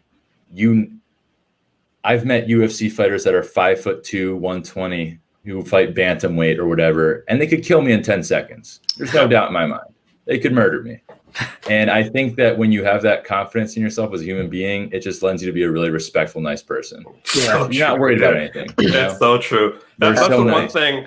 That's the one thing that will humble anybody. If you think you're tough, go into any jiu-jitsu academy and roll with any female in there. Yeah. We'll see how tough you are, bro. Right. And I think that's what most people don't understand. It's like, yeah, with my wingspan, maybe I could fend off a girl if we were fist fighting. But if you allow her to do anything but that, like a professional, and I don't even want to say I could fend her off. That might be a little, basically what I'm trying to get to is that, like, if she gets a hold of my arm and like pops out of the socket, I'm screwed. Yeah. And there's no way I don't know how to defend that. You could add a couple seconds to how long it was before she took you down. Yeah. Exactly. I might be able to last a few seconds longer. Yeah. Even lions go to sleep, dude. Yep. Not to make this the MMA podcast, but you said you watched the Khabib fight. Yeah. Did you hear what he said after the fight? He said, I had him in an arm bar, but I didn't want to break his arm from his parents, so I choked him out instead. Yeah. And I was like, goodness gracious. That's terrifying. He's a monster anyway. I mean, that guy's a and when you watch that fight, you're like, yeah, I believe it. He was so dominant. It was like, oh my gosh. Yeah, he could have done anything he wanted. Yeah, nobody can beat that guy. He's a savage for sure. And he's such a humble guy. You know, they're really all like that behind the scenes. Even I won't name any names, but the ones who are like bombastic and stuff, it's all to sell tickets. It's all the like Connor. Yeah. Very nice people. It's just the like someone who's like a very hardcore fan. I'll watch everything, but you get people to watch by having the drama, by having the stakes being high. He called him this. He hates him. Like you'll watch a fight if you think they hate each other, but if you think they're friends, you might not watch it. Dude, it's entertainment value. So 100% entertainment value, and that's how you sell it. People love that drama. Yeah, like I know that from YouTube. The drama sells, you know? Oh my gosh, without a doubt. And we were kind of touching on that earlier. If you want to tell the your drama experiences with YouTube. Do it. YouTube is so much fun. And you know, I used to make a point on Rise Magic to reply to, I think, any fan. I don't even like calling subscribers fans. I view them, this sounds like such a cliche thing, like friends. But the reason I don't like saying fans is because I feel like it's a tier below. Like, no. We're all on the same playing field. You just watch my content and we're friends because of that. But anyway, anyone who's been with Rise Magic for any bit of time, they've probably had a comment replied to once because I reply to pretty much everything. Now, recently I've stopped, and it's such a blessing because there's just too many, which I understand that saying that sounds like the douchiest thing ever. But logistically, like I can't do all of them. You get to a point where there are too many without a doubt. Which is such a blessing, but I still try and reply to probably 50 or 60 per video. And that's anyway, amazing. You know, thank you. Yeah, I mean, the minute you stop altogether, it kind of goes back to, like you said, it's priority. It's what you have time to do, what you make time to do, and the fact that you make time to still do that, even if it is just 50 or 60, that's humongous. That's humongous. Yeah. So like the core Rise people, I've never had like a name for them. You know how some YouTubers have like names for like their you know. Yeah, they're like I call like early risers, like the people who comment early. There you go. The core Rise people, just all the comments are just always phenomenal, encouraging, uplifting. But the experience that we've had with like drama on YouTube is when like a video goes viral and then it goes outside of your bubble of community. And people are watching your video who don't know anything about you, who don't know if you're joking here, if you're saying something here. They don't get like the nuances of the inside jokes in the channel. So I've never really had that many. Like obviously I'll get some mean comments, you know, sometimes. Like the first video we had that went like over 1 million views was on the Esther Star deck, which is a green one that opens up like and I got the biggest zit of my life before filming that video. It was like a huge red one. It's huge. I was like, goodness gracious, like whatever. No one's gonna watch this video. Bam, 2 million views later. I'm gonna go comment on it. Yeah, there's comments about like what skin disease I might have, and with like 500 upvotes, I'm like fantastic. But besides like instances like that, everyone's normally really nice and stuff like that. But there was one time where things got crazy, and I never saw it coming. And it was actually the summer that I made that documentary that I was talking about. Yeah. So I was really busy. I didn't have that much time to make videos. And it was actually my friend Joe Pfeiffer. We were talking while I made the documentary. He's like, yo, did you see that guy Shin Lim in America's Got Talent? And I was like, I didn't watch it last night, but yeah, I know Shin Lim. He was on America's Got Talent. And my first thought was, wow, like I thought America's Got Talent was for like, you know, like people who had no success in their career. Like it was just like they get on a talent show and then they blow up. And in my head, because we're in the magic circle, that community, I'm like, that dude's already famous. He's going to America's Got Talent. Yeah. I did, when I thought about it, realize that like he wasn't famous. He was just famous to me. And that once he blew up on America's Got Talent, it's over. Like that dude's a household name now. Yeah. And different levels of fame there. I thought it would be funny because everyone in the magic circle I knew Shin Lim. If I made a YouTube video that was like exposing Shin Lim, but it's just for the magic community. And the funny part about it would be that I would pretend like I don't know who he was, and I would like expose all his tricks, but make them so wrong that no one can believe it's right. So I like start the video being like, what's up guys? I'm the greatest magician of all time. This noob Shin Lim shows up America's Got Talent. Like, what's he thinking? He does all these dumb tricks. Let's expose them all. And like, I'm clearly like playing this character, and like, shoot, he's like, there's a couple times where like he blows my mind in the video and I'm reacting to it. And I'm like, oh, that's easy. And I think there was one example where I don't want to jump ahead in the story, but people didn't get that I was joking. There's one moment where I was like, how could someone ever get that I'm not joking? Because in that America's Got Talent act, he pulls out a folded card from his mouth. And it's beautiful. It's the signed card, amazing trick. And I was like, how could I come up with a really stupid explanation for this? So I took a playing card, folded up, and shoved it in the back of my mouth like a wad, and did like 5 minutes of the video with the wad of the card in the back of my mouth. I was making it so you could see it in my mouth. So like back there. And I was like, you want to know how he does the card in the mouth? Ugh! And like threw up this like soggy, disgusting card that was like already dissolving into my mouth. It tasted so bad. And I opened it up and I'm like, this is how he did it. And people actually thought I was serious. So like when I posted the video, it got 10,000 views in the first day, which was huge for us at the time. And I was like, oh, people are liking this. They're liking this sort of like funny content where I'm like joking. And then it blows up for us. Like it went, I think 500,000 views or something like that. It could be, I think it was like 400, 500,000 views. And it pierces that bubble, that community of Rise fans who know I'm joking. And it goes to people who are just actually looking for Shin Lim exposed videos. And that's when it got bad. I'm talking, you should kill yourself. You're ruining a man's career. You're so dumb. You think you're the best mind in magic. All of your explanations were wrong. And I was replying in all caps, that's the joke. That's the joke. Like, and then Shin Lim went and commented on the video and was like, this is so funny. Like, I know exactly what you're doing. And people still, like, I pinned Shin Lim's comment that's like clearly saying this is a joke. And there's, if you ever are bored, like truly bored, go watch that video and just scroll through the comments.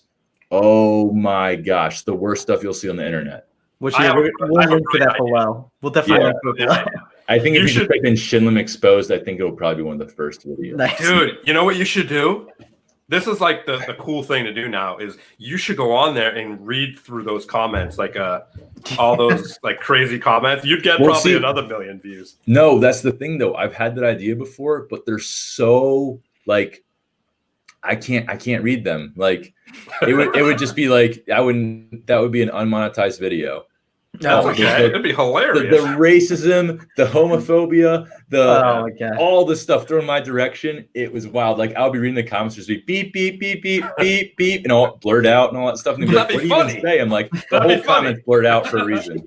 just you talking, but the entire video is just the beep sound. Like there's no audio track to it other than that.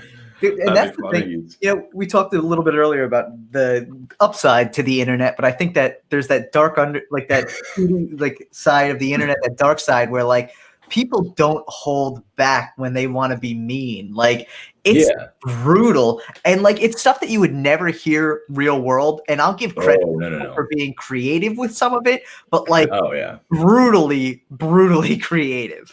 Yeah, I leaned into it too when it happened, because I was like, you know what? There's two ways I could handle this. I could be like, guys, I'm sorry you didn't get my joke, or I could double down. So I doubled down. You got to double down. I made an apology video. Dude, I gotta see that. We gotta leave. Yeah, you gotta see it, dude. You'll find it hilarious because you like know the whole story behind it now. Where I'm like, guys, I'm so sorry. I really thought that he shoved the card in the back of his throat and let it sit there for 5 minutes and then coughed it up all soggy on TV. I really thought that. I'm like winking at the camera, and it's like so serious. And there are people still like, you have to watch. You got to see what I'm talking about. Like, it is. See, it's brutal. It's brutal that people still didn't get that I was joking, because I was like, I even in later videos, I was like, because you guys don't understand when I'm joking, I'm instituting the joke alarm. And I had like this little alarm that started like flashing the top left. I was like, this is a joke. This is a joke. Speaking of jokes, since we're getting into the whole joke thing. Okay. And this will kind of lead into our next segue. So speaking of jokes, recently there's been a couple of kind of jokes floating around your channel. And it's been kind of getting out into the community, and people have been talking about it, actually. Probably more than you even know. But we got word through the grapevine, through our sources that we're not able to tell, that you're going to no longer be sniffing cards. Listen, I don't know who told you that. But, and we'll get into the story and how that came about. Yeah. But first, we have the OG on our show. Of card sniffing. Yeah. Right? Chandler, you're the OG, man. And I won't claim them the first ever sniff. I'm not. No. I don't know. But you definitely popularized it for sure. Yeah. So you can take that credit. Yeah. That's what I want to be on my gravestone. Right? Deck sniffer. So we have you on, and we have this tradition that we do for our friend Stu. And he's actually in the chat right now. He just said, say it isn't so.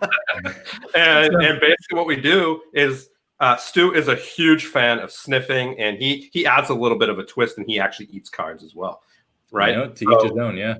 You were close when you did your little Shin Lim exposed video. You were close.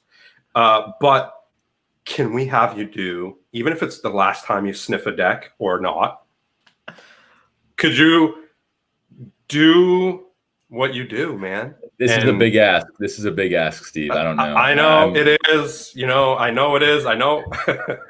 I just happen to have a deck of Rise playing cards available. Rise Magic. Are those Rise Magic playing cards? Those are Rise Magic playing cards. These ones right here?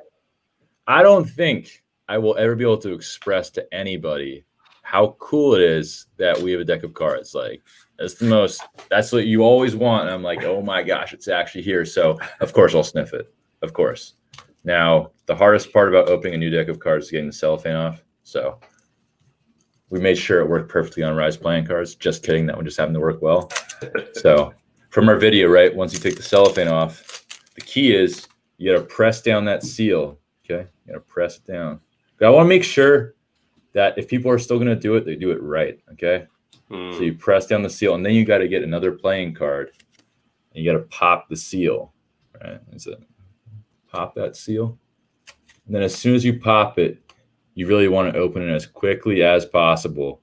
And you do want to sniff from left to right, like you're reading a paper. That's important. Don't forget. Left to right. All right. Left to right. It's got to go across. So.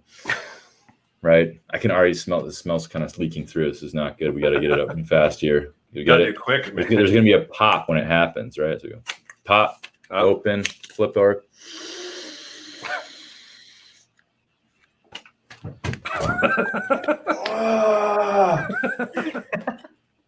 I love it.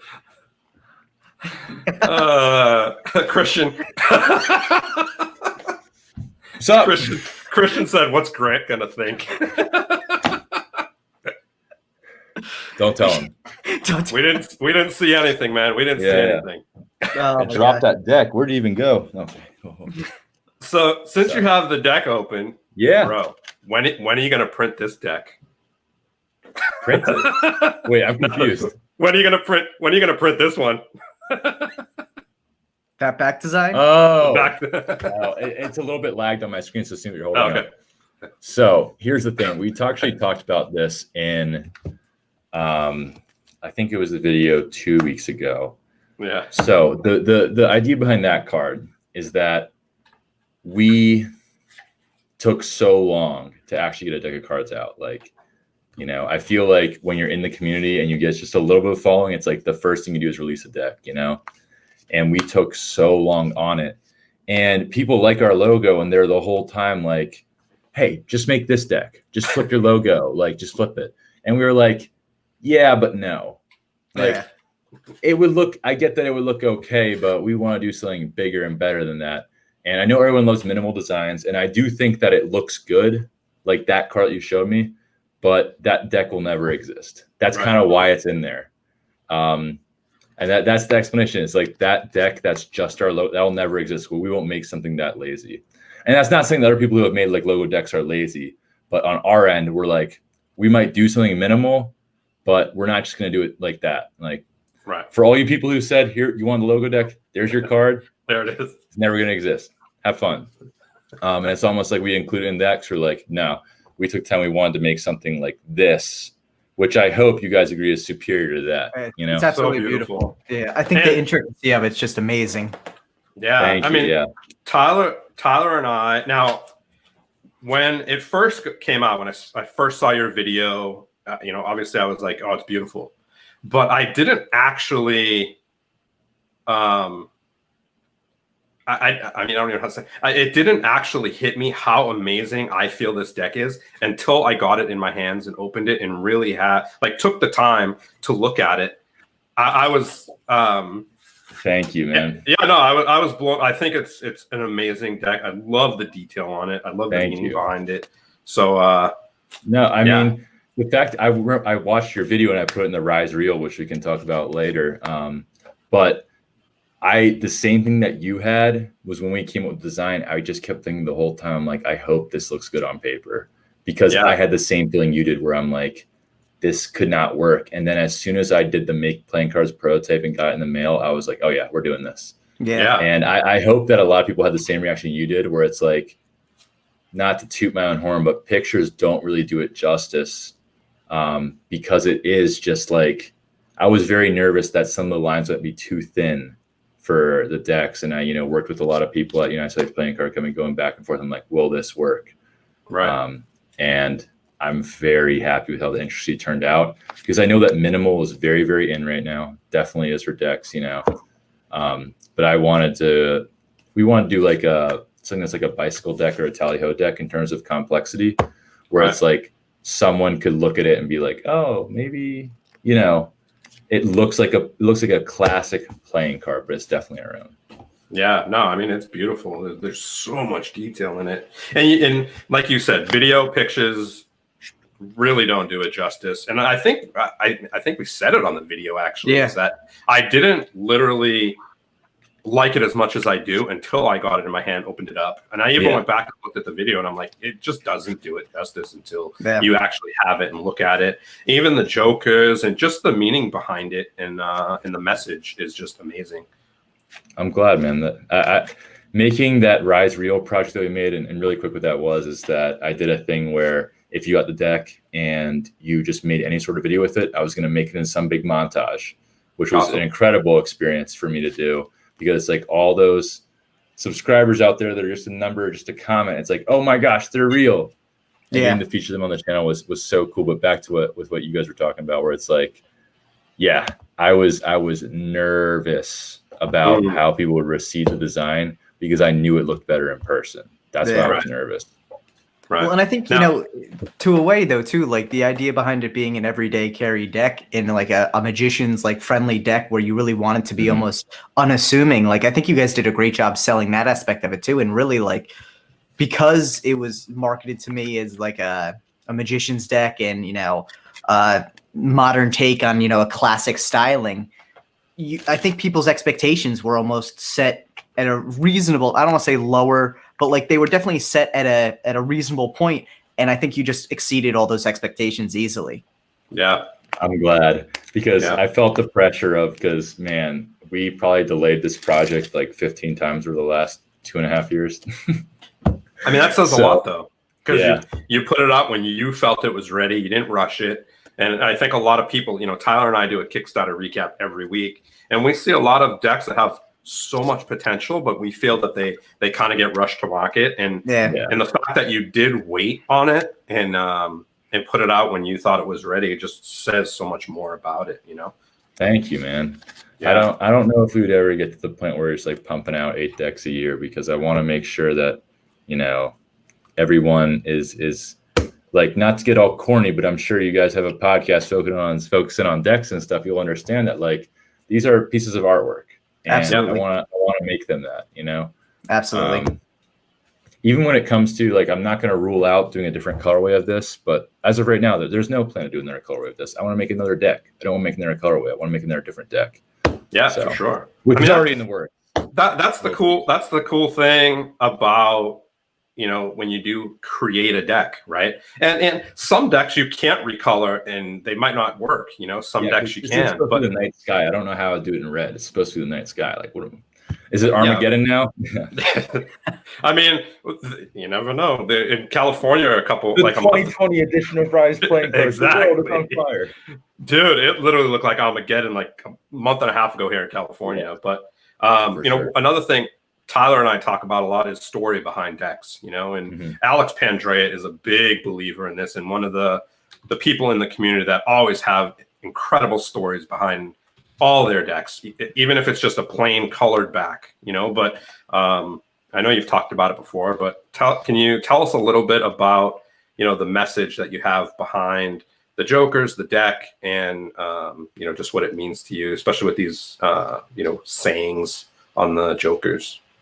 Yeah, for sure. So, Rise Magic, Rise, obviously a playoff of Grant and I's height, but for us, it has been a theme, and people have used the word rise before to talk about like overcoming obstacles.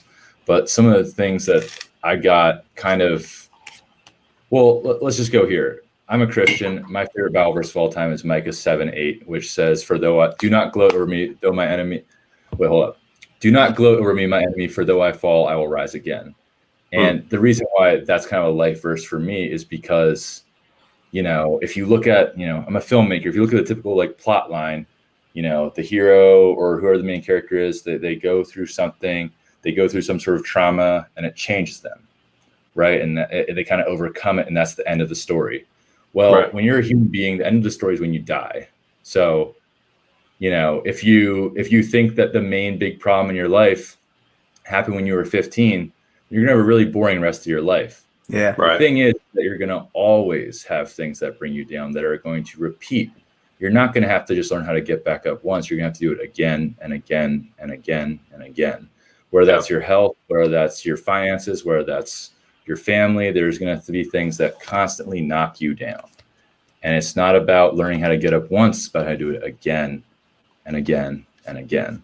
Right. And the symbolism you see in the deck is really relating it to the nighttime and the daytime, where it's like, sometimes the night might be really long, but the sun does always come back up. Right. And for me personally, like when I talk about my weight and fluctuating, for sometimes when I was talking about earlier about like meeting people when I'm jacked or when I'm skinny, it's not even really about like my physical appearance. It's more so about that when I am that big and strong, it's because I'm extremely healthy and feeling good and my body feels good. And when I'm skinny, it's probably because I haven't ate food in 2 weeks, because there's been times in my life where I haven't ate food for, I think the longest I've gone without food is like 28 days. Wow. So, and that's happened like multiple times over the past few years where, I'll be able to get strong again, and then my stomach will break down again. All of a sudden I can't eat that food I really liked eating. And I live off of honey for a month, just like sip a little piece of honey to get some calories in my body. Yeah. And I will say, besides the first time I got sick, that I am in my life, like it's becoming daytime again, like after 2 years, because I was so sick for the past 2 years. where it's like you see me on YouTube and obviously I can be okay for a 10-minute YouTube video. And I still have my job and stuff like that, but I can't really eat food and I'm sick constantly. I'm throwing up, you know, I don't really do anything besides YouTube or my job because my body's failing me. So in my life, I've had to experience, okay, I lost 80 pounds. I gained it all back. And it's like, okay, the story's over. Look, I'm healthy again. No, you're sick again. You lose it all again. And you got to get it again. You got it. So like the motivation to keep going. And it's like getting back up, even when it kind of doesn't even make sense to anymore. It's like, am I really going to try this again? Am I really going to try and get healthy again? It's failed the past 9 times. You just keep going. Right. Yeah. I mean, that's there can't be any better advice for humans, right? We all go through these bouts of struggle, you know, some health, some mental health, some, you know, it could be anything. It could be a death. It could be sickness. It could be just pain, you know, from hurt, from loss, whatever. And I think as long as we have, you know, that mindset, you know, that, you know, we will rise again, or, you know, this too will pass is like a big kind of saying as well, that a lot of people get tattooed on themselves. And I think it's really powerful for us to remind each other of that. You know, as Stu just said, you know, he's sitting in the hospital for mental health right now. So what you just said was huge for him, you know, and I think us as humans just need to be reminded of that, even if we know it, right? Yeah. And if you can pick up a deck of cards, and if you're feeling shitty one day and you see rise on it and you know the meaning behind it, maybe it will make you think a little differently when you're in that bout of struggle or sadness or hurt or whatever it may be, you know? Exactly. Yeah, I can't see the chat, but I really hope, Stu, you're doing better, and I'll be praying for you, man. Don't like to hear that, but you got to rise up, man. I believe you'll do it. Yeah, so that's really the meaning behind the deck. It was also important for me as a Christian. One of my favorite quotes is "Preach the gospel at all times. Use words if necessary." So, you know, I don't want to make a deck that's just like try and release everybody. That's like, accept Jesus Christ to be your Lord and Savior. You know, that's not how I want to do things. And I think that using a Bible verse on there and not even really putting the reference in a way, so it's like not overtly like you're buying a Christian deck. Like if you're a Christian, if you're not, I hope that saying can mean something to you. Yeah, you know? The message transcends that for sure. Exactly. That's what I wanted to do. I didn't want it to be like, oh, if I'm not a Christian, I can't get this deck of cards. No, not at all. This is about overcoming things in your life, which no matter what religion you have one or not, you're going to have to do. You're going to have to do it. You don't know when. Sometimes it might be harder or easier, you know? So, yeah. No, it's so true. And I think a lot of people are turned off when you just say Christianity or religion or of any sort, you know? And I think being able to, you know, make it for all people, you know, and saying what it means to you. And I'm not religious at all, but I'm spiritual, right? And I respect how you are religious and how you took, you know, your beliefs and put it in your deck. And you didn't make it all about, you know, what you want other people to believe. You know, you went with what you believe, and it still affects everybody who looks at it. You know what I mean? And I think that's huge. And even if you didn't do that, even if you had the Bible verse in it, whatever, it is what it is, you know, but the fact that anybody can look at it and take whatever they want from it, I think is definitely huge. Right. Absolutely. Like that's how I want to carry myself. Like it's the most important thing in my life, my faith. But I'm not going to sit here on YouTube and make my channel to Bible studies. That's not what this is about. I want to represent myself in a way where how I carry myself and how I try and make great quality content and how I, you know, interact with people who watch and stuff like that. I want to show my life different that way. So if someone's interested, they can ask. I'm not gonna. I think that works better than you know, like we were talking about before, being pushy. Yeah, absolutely, absolutely. Yeah, that's so true. I've really only mentioned my faith a few times on the channel, and it has been. I was like, guys, you know, I almost died, so things got a little crazy.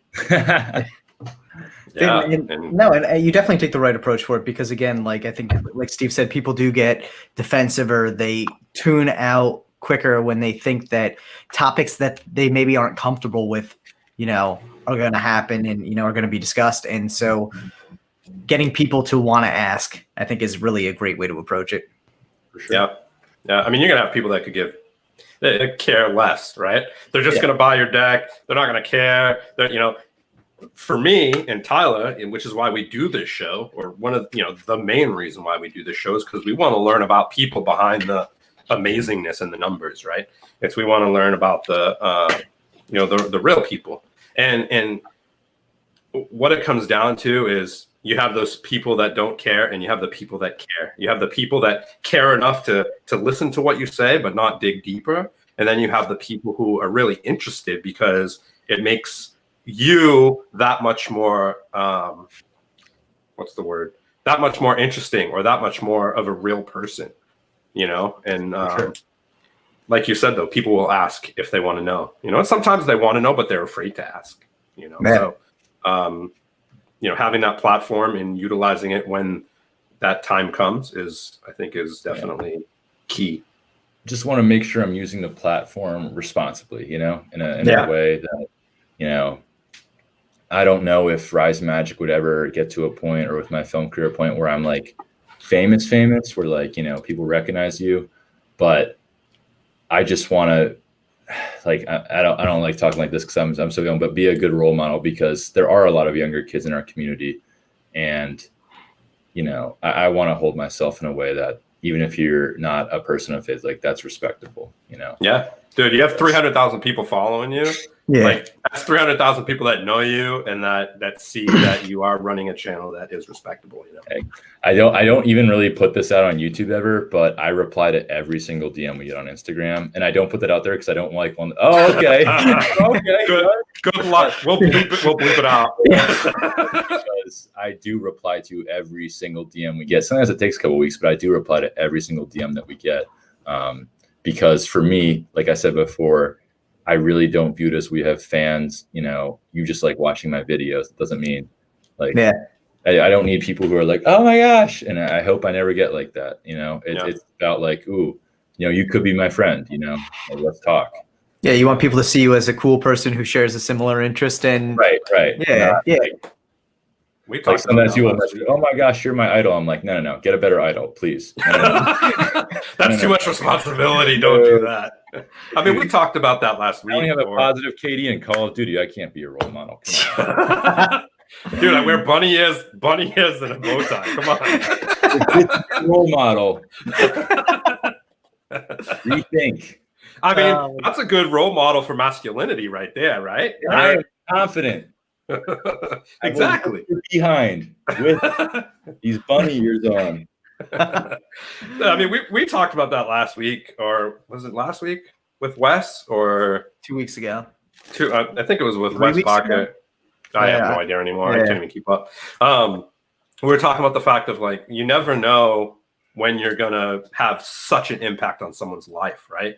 If you read a message and someone's going through a really hard time and they're just reaching out to their idol, someone they look up to, and their idol reads it and doesn't respond, and it might be just a call for help, being like, what's your favorite playing cards, whatever, it literally may take a second, being like, my favorite playing cards is this, thanks for your message. And that could literally change their life. It's like, maybe a hug to them, You're exactly right. And that's why I don't want to say I have a guilt, but I know that if someone reaches out to me, that they would like a response back. And I know that it could affect them in a positive way if I do. And I'm like, if I don't, then what type of person am I? You know what I mean?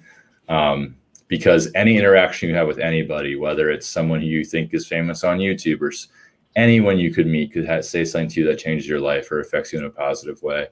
Yeah. So, not to get all cliche, but be kind to everyone you meet. Yeah. You never know what. Yeah. No, that's so true. You never know.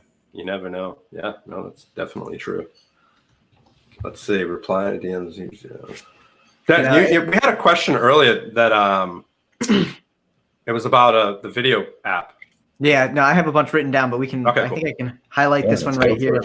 So that's not it. Where See if I can still pull it up here. Perfect. So Luke wanted to know, what's the best editing software? All right, I'll give you the real answer and I'll give you the cliche answer. Cliche answer first. It's the one that you have. Video editing at its simplest form back in the old day is taking a clip and putting it next to a different clip. So in the old days, they would clip the film ticket off and reconnect it, and that's how they do it. That's editing. And honestly, you see lots of people doing really fancy edits with like all these different effects. You'll find that the more professional you get, the less acceptable that stuff is. Like, don't get me wrong, there's cool stuff, but there's no ray tracing, like sparkly effects in the new Avengers. Like, they have special effects, but there's not any like dancing silhouettes and, punch zooms. You cut from shot to shot in editing. So really all editors do that. You can use the ones on your phone. TikTok is a video editor. Everyone can edit videos for free. The best one, I believe, the one that I use is Adobe Premiere Pro. So that's the real answer. What I believe is the best. That's what they edit full-length movies on and stuff like that. That's what I use. But I think at minimum is $20 a month. So I know it's available to everybody. I also want to throw a little caveat on there. I also use Premiere Pro, but that does not make me anywhere near as good an editor as Chandler, or even in the same ballpark. So I agree with you. I think the tools really are less important than the skill set. Yeah. I think it depends on what you're doing too, right? I think all that flashy stuff is more for YouTube editing. Yeah, social media and stuff. Yeah, like you're I mean, there's laws behind film where like you're saying punch in and stuff like that, where it's great for YouTube, but you would never ever do that. The laws of video editing just isn't in the real world. It's the same thing with photography. It's like some things you do on Instagram you would never do in real life. Exactly. And it's like when because I do make, I'm not trying to crap on people who make those flashy edits by any means. I am amazed when I see some of those edits. Yeah. I don't know if I'm a good job explaining which ones I'm talking about. People do these like special effects with playing. It's just incredible. The stuff people can do. And I can do some of that stuff, but not at a really high level. But yeah, when you do like, the farther you get along, the job as an editor is to make people not notice your editing, not be like, wow, look at that editing. It's sort of them to just see a coherent story that doesn't make them think that they're in the world. Like if you're watching a movie or a documentary or something like that, you don't want to be thinking, wow, that was a nice cut there. Look at that punch. You're in the story. A good editor should not be noticed at all. And that's so film. But for social media, show off, do your thing, It's so funny. It's like Tyler and I go back, like, because obviously Tyler is an incredibly intelligent person, and notice I'm starting off with a positive thing here. I'm starting off with like fluffing him, so to speak. So basically, amazing, super intelligent dude. He talks way better than I do. So when we started this endeavor together, I'm a photographer myself. And we started doing thumbnails and stuff like that. The graphics for the show are great, by the way. Like, they're phenomenal. Thank you. Yeah, like this whole. I'm like pointing like anyone else can see. They can't. So this like little logo right here. Fire. So I didn't design the logo. We had a real person design the logo who has skill. But all the social media stuff and the layout. Follow. So here's the thing. When it comes to numbers, Tyler went like titles, numbers, anything like that, all Tyler, 100%. I will give him 100% credit. I'm all about the thumbnails, other than the ones with him and Kickstarter going, like all that stuff, which looks great. It looks great. People like to see people. Yeah, no, it's great. But it's funny because it's like there's certain things that I learned in the outside world that I brought into whatever work I do, right? Like you said, you wouldn't do certain things, in your videos because it's not what you're trained to do, and that's what you know. And it's kind of the same thing photo wise, right? Yeah. It's like you do certain things that you believe should be done, and you don't do the things that shouldn't be done, even though they're kind of gimmicky and cool on social media. Which that's always a back and forth with Steve and I. But even like, and again though, the progression you look at, like even people getting into it. I think one of my favorite parts about YouTube, like I said, I'm a terrible photo and video editor. I'm barely passable for it, but I managed to do what I need to do for the video. But I definitely think where I was, in March when we started this versus now, maybe there's been some incremental increase there. And it's because all of this, it's a learning experience. And again, it's all about that growth, and it's phenomenal. I will never get to the level of being a filmmaker just because that's way beyond what I need. But at the same time, that's what I think life in general is about, is learning what you need. Again, going way back to the beginning of being self-aware, knowing where your shortcomings are, doing your best to grow into, fulfill what you need for whatever the problem you're facing is. And then there you are. Exactly. It's knowing all that being said, though, based really quick off what you said, I do get messages sometimes about like, how did you learn? What school did you go to? Everything I know about photo, video, film, editing has all been learned off the internet. I did not learn any of it from college. That's crazy. That's so awesome, though. Yeah, and thank you, but like I can't like take look how genius I am that I figured out myself. No, it's just all there on the internet. Yeah. Like you just gotta look. You gotta be motivated to learn it, because everyone who is good, like if you want to get started in videography, like watch Peter McKinnon's videos, and like in 2 months you'll be able pretty solid. Like it's all that info's out there, Yeah. Yeah. I mean, it's so true. I think so many people ask, oh, where did you go to school? I was like, school? Like I literally learned the day I got my camera, sat on a porch, put a bottle of ketchup, and it's funny, I still have the image. I put a bottle of ketchup on the rail of the porch, and I sat there for like 4 or 5 hours taking picture of this bottle of ketchup with all different things, figuring out what does what, how it works, depth of field, what made this, what made that. And like, you just work by clicking, and you work by, you learn by, like you said, everything's on YouTube now, right? Yeah. Literally everything.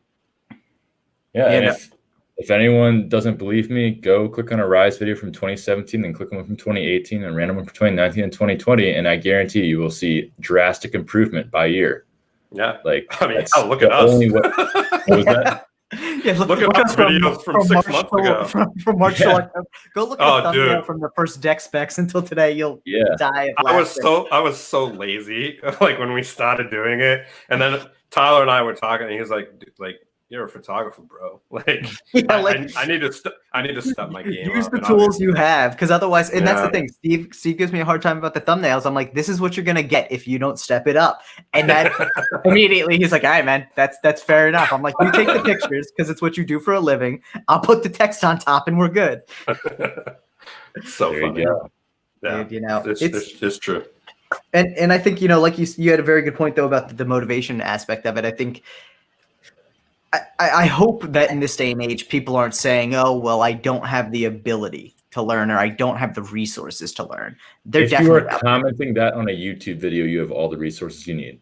100%. And I think that's the irony of it, is 99% of the time people are like, how did you learn to do this? And it's like, you're already on the platform you need to be on. Just like, and I actually, I have this discussion a lot with, and I think Steve and I talked about this the other day, and I've had this discussion with a lot of people. I think one of the failings of the internet is, as much as Google is super easy to use, people don't always know how to Google correctly to get what they're looking for.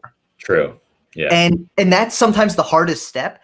And dude, it might take you 20 minutes to sit there and be like, what am I actually trying to Google for? Right. But like, once you got it, you're gold.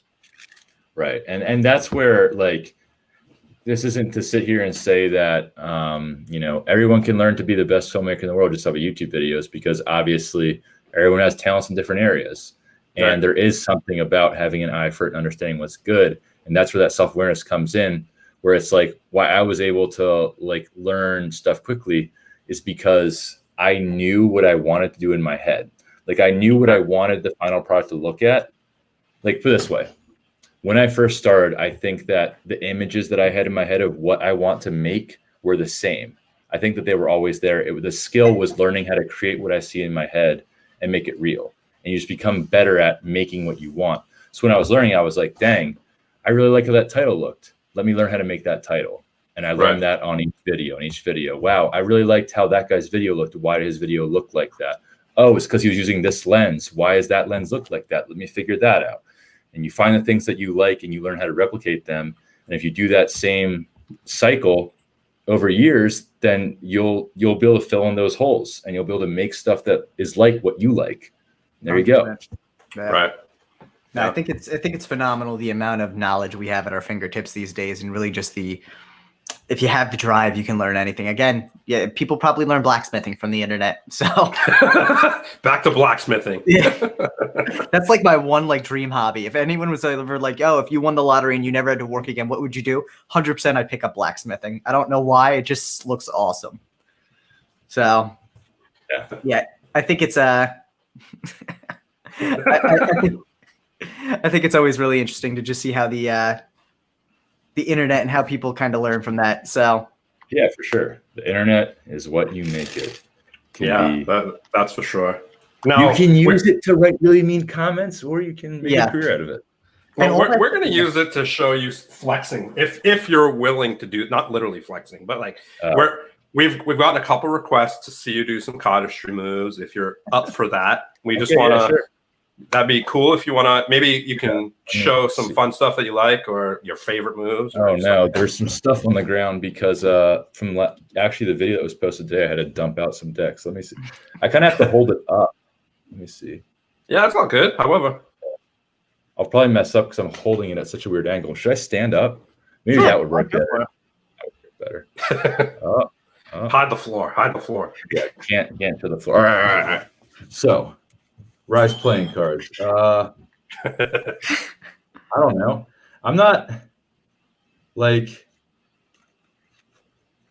the best cardist by far. I think what I tell people is that I can do like a few moves like really, really well. And I think that's where like self-awareness comes in. Where it's like in those cardistry ASMR videos that you see, I'm only doing the moves that I can do with like excellence. You know what I mean? Right. Yeah. Like I think there's a big like self-awareness thing in the cardistry community where someone's like, oh, look, I learned this flourish.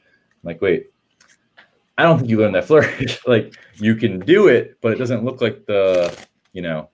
So I think that that's a key to trying to get this in a way where I can actually do this in a comfortable position and not suck. But yeah, the ASMR videos, they're fun for me because I get to like do a flourish like 20 times because I'm a perfectionist and then go through editing and be like, all right, but wait, which one was the best out of these 20 times I did it? I just sit there at the screen and debate.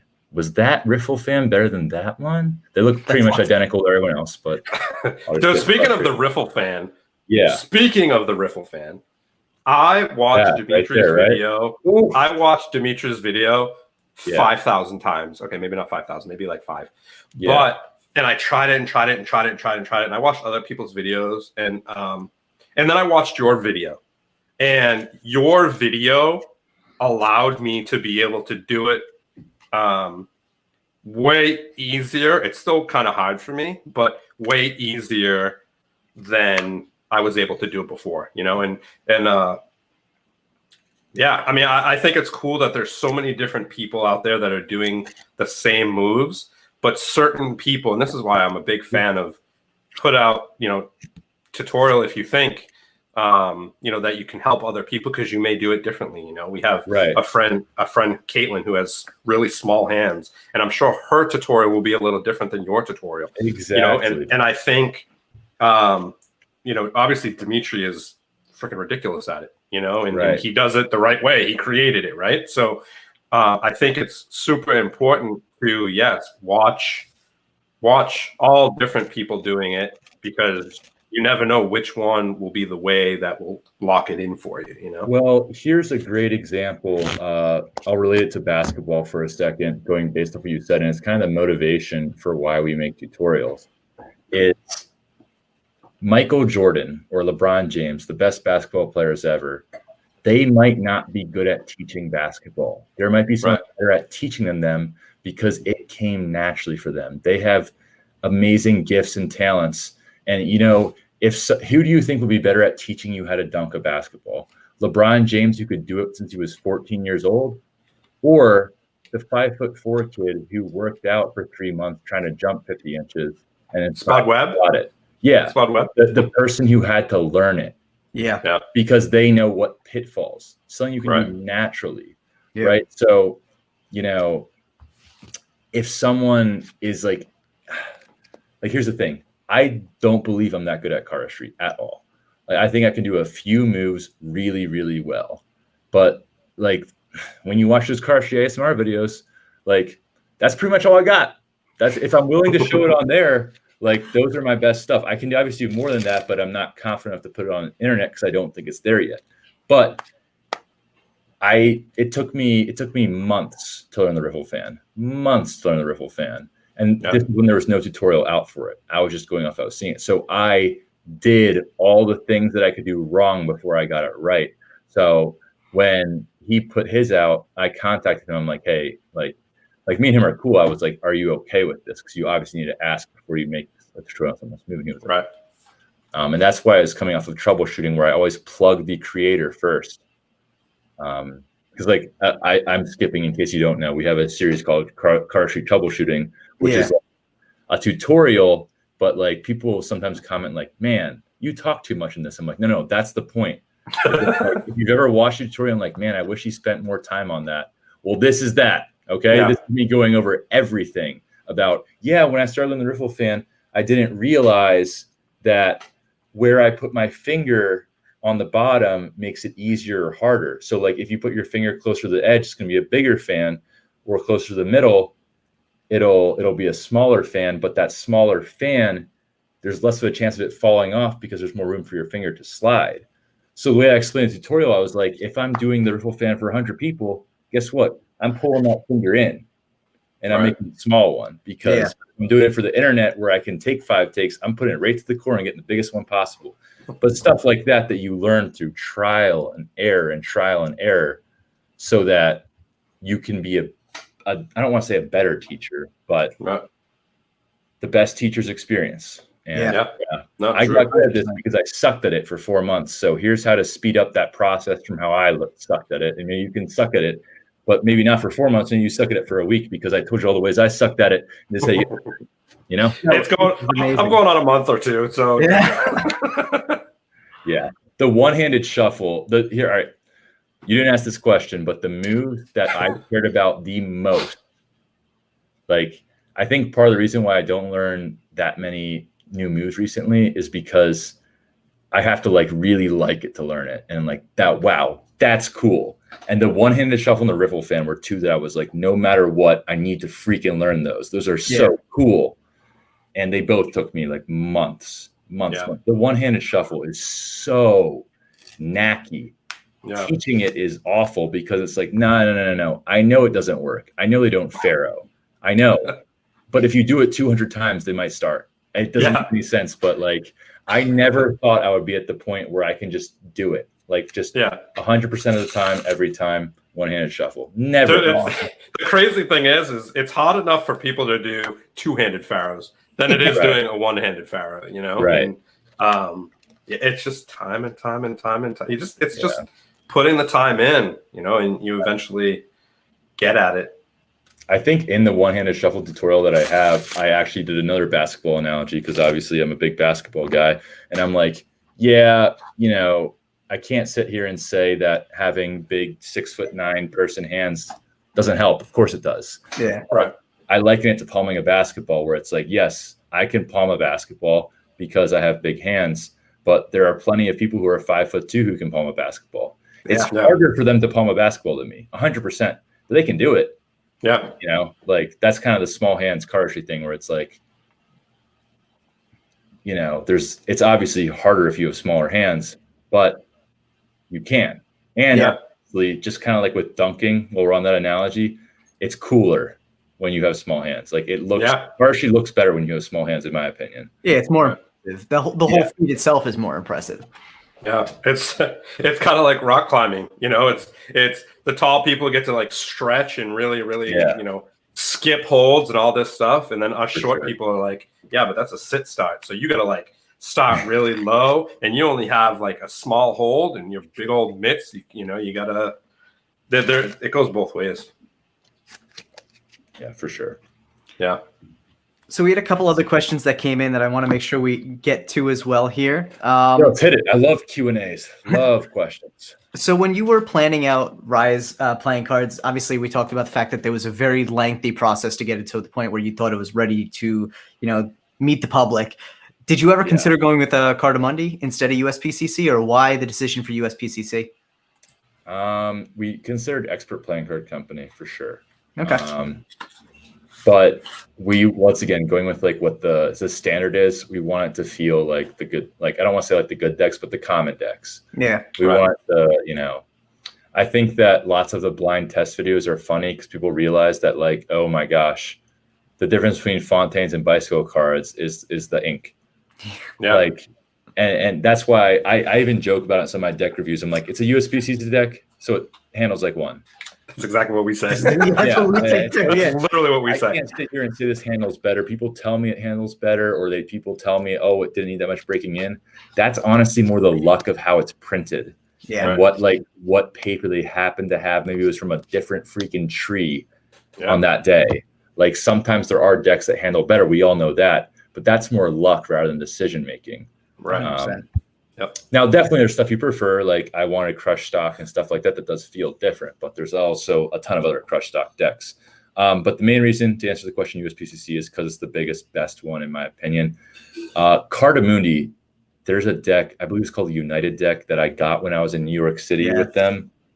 Man, that thing feels so, I've never felt a deck before that I'm like, I wish all the cards felt like this. Like incredible. And the new B9 Slimline stock. B9 Slimline. Yeah. I didn't know what it was called, but it was incredible. Yeah, that's hands down my favorite stock. So amazing. So I would love to print a deck on that in the future if I could. But I also don't really know their pricing that well. It's pretty similar. Yeah, they're pretty comparable. Yeah. Because their timelines are a little off though. They're usually slower to print, but gotcha. But again, though, if you're patient with the process, which I think you probably have the patience for the process. Cardamundi is they do because the thing with Rise playing cards was I don't want to cause any controversy by saying this, but I do get annoyed when people charge a lot for decks of cards. Good. It does annoy me.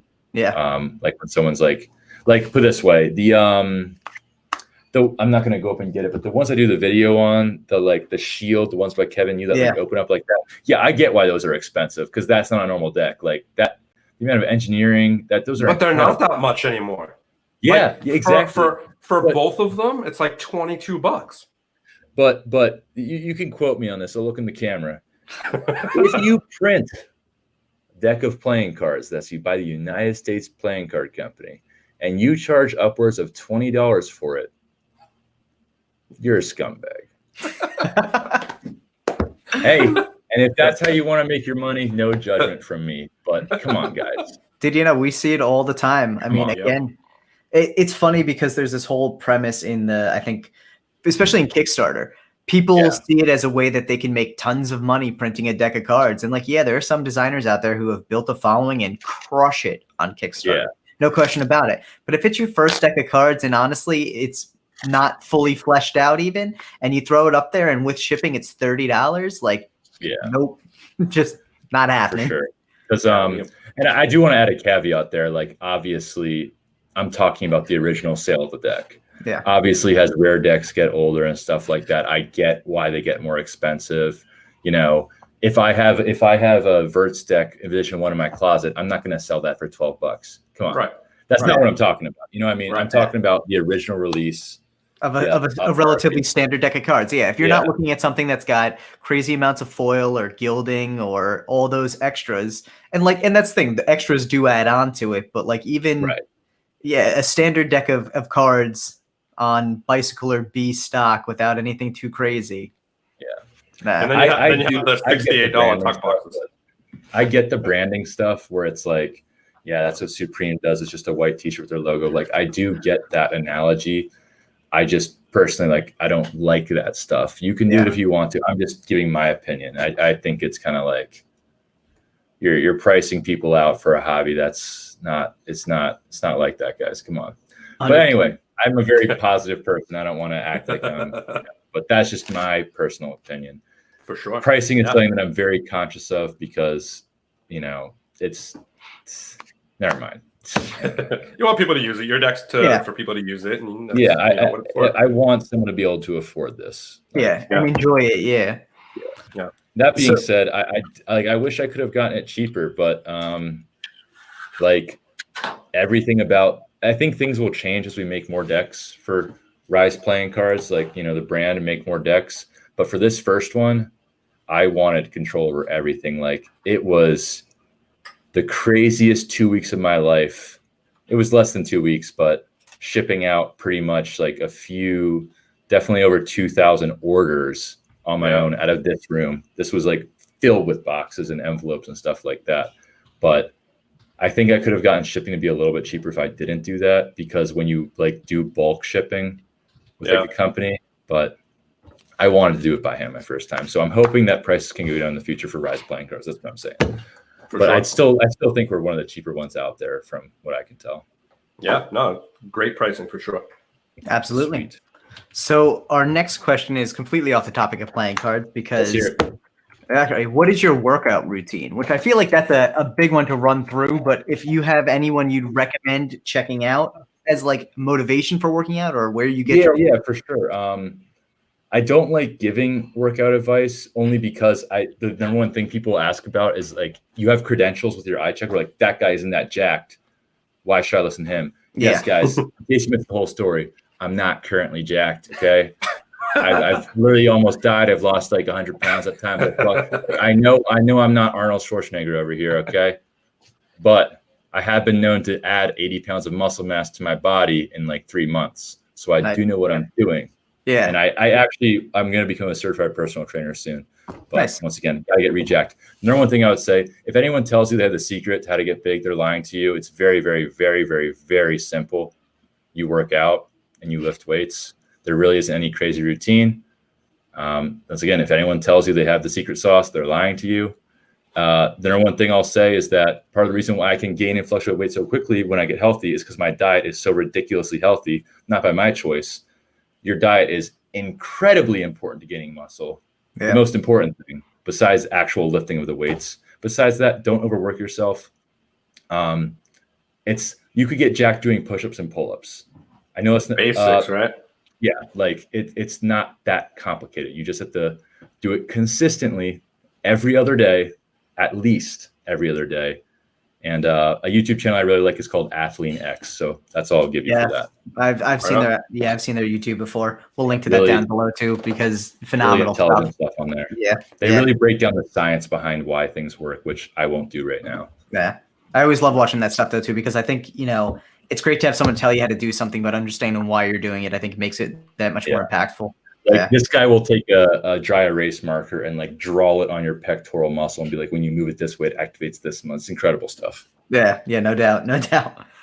So having done Rise for as long as you have, and we'll cut this as the last question here. So having done Rise as long as you have and kind of taking your career to the filmmaking side of things, do you feel that, and maybe this is a tough question, but like, where do you feel you accelerate the most now? Do you feel that you're better at Magic or better at the filmmaking side of things? I would say I'm better at filmmaking than Magic and Cardistry, and I wouldn't say it's close. Okay. That's what my passion is. That's if I had to choose one, I would go with film. But when people ask that question, it's like, but I never will have to. Like, that's kind of a dumb question. Like, someone have a gun to my head and say, you can't use the cards anymore. You got to make movies. No. Like, when I'm editing video, the number one thing I do is cardistry while I'm editing, Yeah. So they're one and the same for me. But I would say my passion of cardistry and Magic helped me find my true passion in filmmaking. If that helps answer your question. Yeah. Very cool. So, like I said, last question for the night. So, guys, we really do appreciate you all coming out. Chandler, we appreciate you coming on the show, man. Honestly, this has been in the works for a while. Like we said, Steve and I have been pumped on this for a long time. So it's been a pleasure to get to know you a little bit better, chat it up here tonight, man. Sure. These 2 hours went by like that, man. I know, right? And that means you had a lot of fun, dude. Yeah, we try to make it as conversational, as laid back as possible. I mean, I love clearly we popped up here and Steve's dressed like the abominable snowman. So it's a Yeti, dude. Yeah, the abominable All right, snowman. I'll put it on for the outro. There you go. Where's my bow tie? There you go. I'll put it on for the outro. So before we jump off here, guys, we are going to do a quick word from our sponsors. broke it. Oh, you broke it. Sorry, Whitney. Sorry, Whitney. Mad. I got too big of a head. Oh my God. Before we jump off though, what we're going to do is we're going to have a quick word from our sponsors here, and stick around after the word from our sponsors. We're actually going to be telling you who next week's guest is. So thank you everyone for checking this out. Let's take a look real quick. Hummingbird feathers mimics the shimmer of a hummingbird in motion. Meticulously created with a specialized printing process using multiple holographic foils. Stunning tuck design and sculpted embossing with master letterpress creation. Featuring limited, standard, and gilded 3-deck sets. Pre-order yours today at marvelousdecks.com. So for next week's guest, everybody, we are going to be having Ito Huang on the show. So make sure to tune in. Ito is a phenomenal designer. If you don't know Ito's work, check out the Svengali deck that's going to be coming out soon, as well as the Sky Island Svengali that he had out not too long ago. Ito, just an amazing all-around cardist, magician, and designer. So we're pumped to have him on the show. And he's wearing Supreme. He is. I also feel like I took a picture of him from like 2017, so I apologize, No, he is an amazing magician, phenomenal magician. For sure. It's going to be a really fun show. We're pumped. Definitely. So he's like me, but 200 times better. there you go. So everyone, make sure to check out that episode as well. We really do appreciate you all coming out. Make sure to like the video and subscribe to the channel if you haven't already. All of your support really means a lot. Subscribe to Deckin Around. Dude, you got that ASMR down. Listen to Chandler. He knows what he's talking about. Subscribe! Dude, thank you so much for being on. We're going to be dropping a lot of links in the comments below to follow up on a lot of things we talked about tonight. So make sure to check those out. Check out Chandler's documentary. Check out Chandler's channel. We got a lot. So thank you so much, everyone. Thank you, Chandler. It's been a blast, man. Guys. We'll see you around. All right. Yes. Peace. Peace.